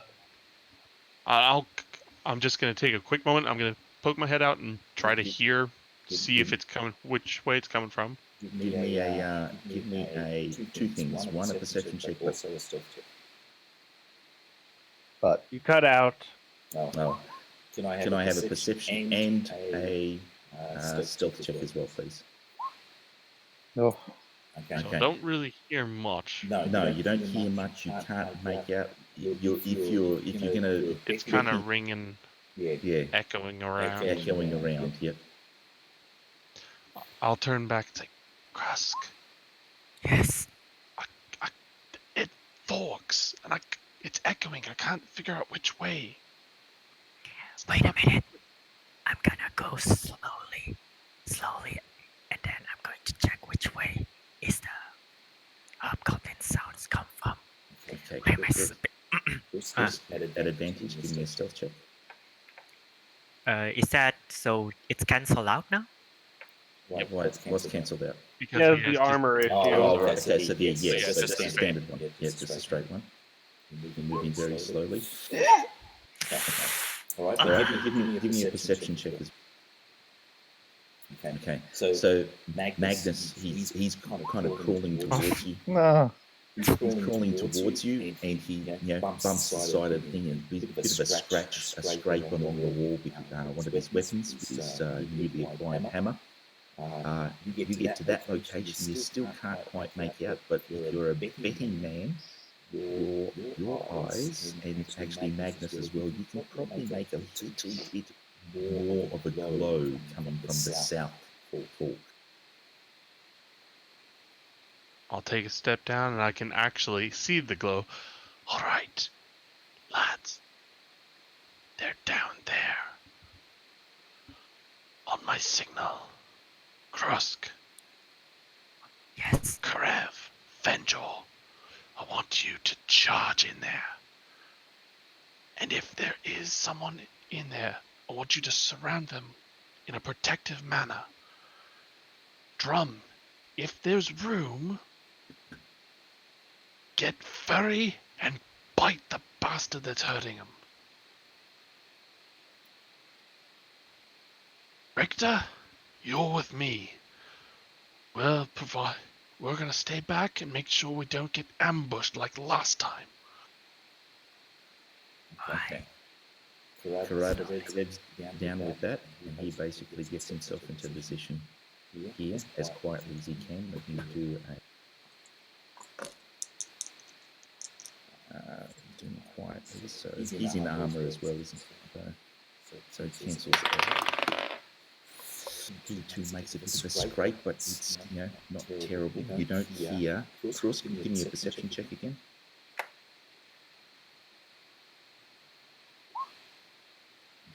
Same. Give me an advantage though, because to hear what's going on. It's probably, to be honest, by now getting a little bit. It just depends on how. A little clearer. Okay. All right. It's definitely hobgoblins is what you hear. Okay, so you hear hobgoblins, and you can hear one of them in particular saying, "Yeah, give it to her." Can you hear the woman's voice though as well now? It's muffled. It's still muffled. Still muffled. Yeah, give it to her. Yes. Looks like it's time for us to perform a pre-abortion. 1, 2, 5. Wait, what? 5. Okay. All right. Karev takes that as a thing, and he charges straight in there. He's got his sword drawn, and we're going to have to call it at night here, but basically leads to here. Right, how far can we move without no... Oh, I'm just gonna move to Karev. Just move your full length and we'll still re-initiate. So just move to just behind Karev, and then we'll leave it that. I don't actually know where I'm going, but Fenjor, you might want to run up there. I'll describe what you guys all see, and then we'll have to call it a night there. Hang on. So just like behind Karev. Yep, just behind Karev. About as far as I can go. And Drum, what you can't see in the dark? Yeah. Yep. I see a hob. Full move. It's full move. So spin full move. You're basically all running down. Oh wait, can Karev look at the dog? See at the dog? Or am I doing a run? Yeah, basically everyone's doing a double move. Okay, cool. Yep. So don't be limited by. So team, I have a feeling it's time for a post-term abortion on these hobs. All right. Wait, The scene that you see that you guys see, so just arrange yourselves as okay, but don't go past Karev. Oh, okay. Yeah, Drum. And I thought, was it Krusk and Karev that were orders from Magnus? Yeah, Krusk and Karev and Fenjor were going in first. Yep. It was support. And then Drum's gonna pop down, take a look. If those three get around someone and there's enough room, then Drum gets. Now I don't have all the players, all the other characters in stock, but I'll describe it. Okay. Yeah, we get that fixed by next week. Yeah, exactly. Yeah, I'm there like this. All right. Everyone in place? Yep. Mm-hmm. Okay. All right. So what you see inside you is this shadowy chamber is 20 foot by 40 foot long. You can see. Situated around a central fire pit are two sturdy chairs and a table covered with a variety of metal torture implements. Chained to the far wall are several writhing, forlorn humanoid prisoners adorned in tattered loincloths. Two burly, really ugly goblinoids, or hobgoblins actually, with burnt orange skin guard the hapless prisoners. However, one of them right now, you can see that there's a Turak in front of you to the left, on the north wall, and there is a woman on there, basically in the process of getting raped by one of the hobgoblins. The other one is at the table, basically cheering him on, saying, "Yeah, give it to her." And it is a very distressing scene because the hobgoblin, one hand is around her neck, strangling her, and she's certainly not in a good position. But she also still has ties around her arms to the table. So not a very pleasant scene. But that's what you guys can see, and we will do a rolling initiative as of next week. That's where we'll have to leave it. And if you guys leave, I'll change the map so you guys can't there. But okay. Any questions? Anything that needs to be covered right now? Yeah. How do you see in the dark? I have a quick question before that because I'm feeling his will be a bit more long-winded. Yep. Is killing these guys considered a post-term abortion? What? If you kill someone after they're born, is it technically considered a post-term abortion? We don't technically. There's no age limit to post-term abortion. That's right. Exactly. Wait, from where did this question come from? Yeah, exactly. Honestly, the sad part of this involves a conversation I had with a different group, and trust me, I just needed to get that answer in this con. Whatever. Okay. All right. Answering the how does Magnus see in the dark? No, Karev. Magnus. He's a warlock. What? No, how does Karev move in the dark right now? Karev. Karev. You're asking about Karev. All right. I thought we were asking about Karev. Magnus No, I was already have asking the... about Magnus with his bloody eye. No, Magnus has a magic eye. How? I don't know. Well, you can't answer that. Only Magnus can. Magnus. No, his God touched him. I don't know.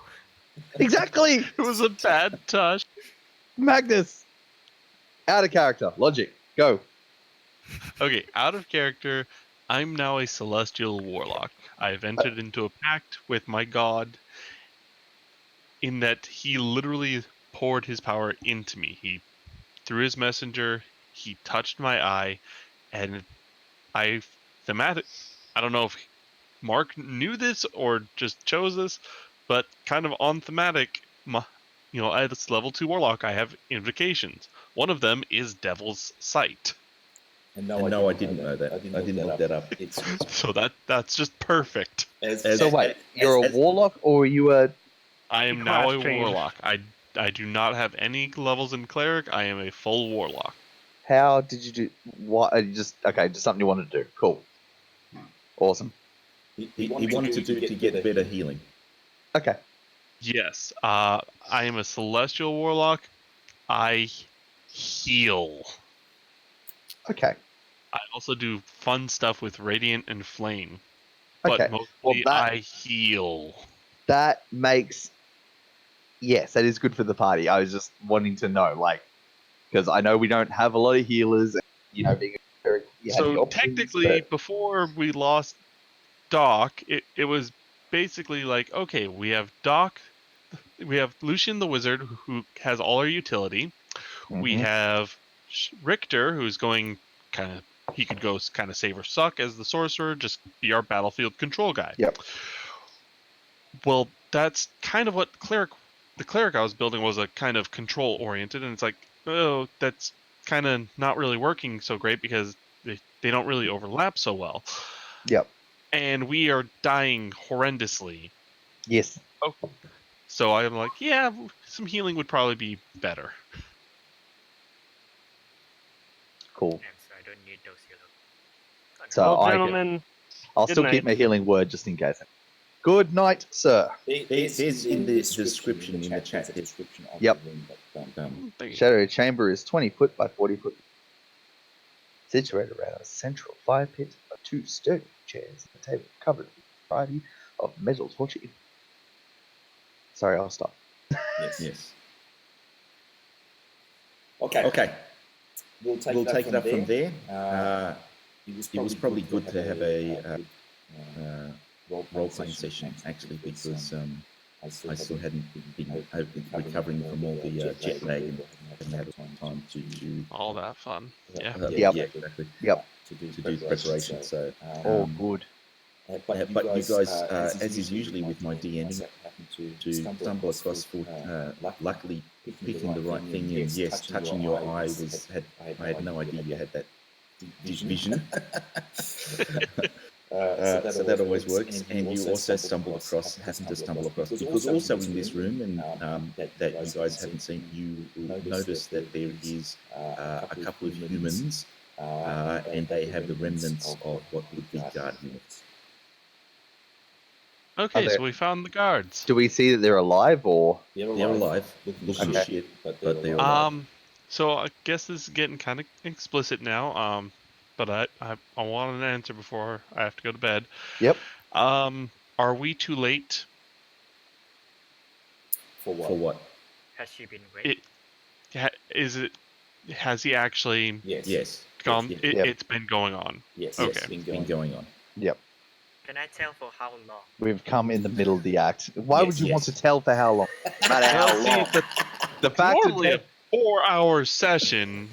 It looks like he's I just want to know. Hobgoblins I know the stamina of Hobgoblin. You know that Hobgoblin stamina is very good. So Jesus, beasts got better stamina than humans. I mean, based on the Sheena sweat, I'd say he's been at it for about 23 minutes. Yes. Oh yeah. So he's been at it for a little bit. You caught him. I mean, the fact that he needs some help encouraging, Well, the other guy's getting worked up about it. So the other guy's fapping in the corner. All right. That's basically. Okay, with that wonderful vision in mind, we'll leave it at that. So I'll put all those other extra characters in place, but yes, you've basically stumbled rather flukishly across the missing guards as well. But these guys, you can see that they're kind of the size, almost, of the hobgoblin captain that carries. They are big. But they're not wearing armor. I'll let you know if they're wearing. Cool. They're gonna get blasted either way. They probably are. He's probably just not wearing pants, but he's probably still wearing armor. So and the other one? This is an important thing. Do we get a surprise round? You did declare a charge. Yes, you did declare a charge, so no. It'll be down to initiative. I mean, I wasn't saying like charge. I was like, all right, on 3. Yeah, but you did run down. Yeah, and then you got to remember the guys with armor ran in first. Yeah. The guys in armor bolted down the hall. I mean, the guy that's mid-stroke might be surprised, but I mean, technically, since I only did like a single move. No, it's fine. Yeah. Okay. All right. Thanks very much, guys. Thanks for having us. And next week we'll start more on time because this actually seemed to work fairly well. Both my PC was not as terribly slow. I don't know why we lose your voice sometimes though. Is it maybe the voice isn't caught by the mic or something like that? The mic is right in front of me. I think it's probably my internet connection. Like there. Really? Yeah. I'll check the actual recording to see. Yeah, see if it's on there. I don't think it's actually the mic. I think it's the internet connection. Okay. Alrighty. Thanks all. Been lovely as always. I love your enthusiasm. We'll check it up next week. Is everyone still good for next week? Yes. Beautiful. Yep. Oh, and I'm going to give you guys a hint. When I start doing this, when I get to the top of the screen, I'm going to go boom. I figured that was your patience leader. Boom! All right, everyone. Have a good one. All right. Bye. See you guys. Cheers.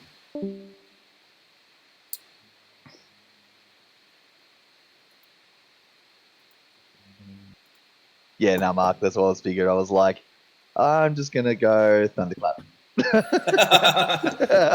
No, I figured as much.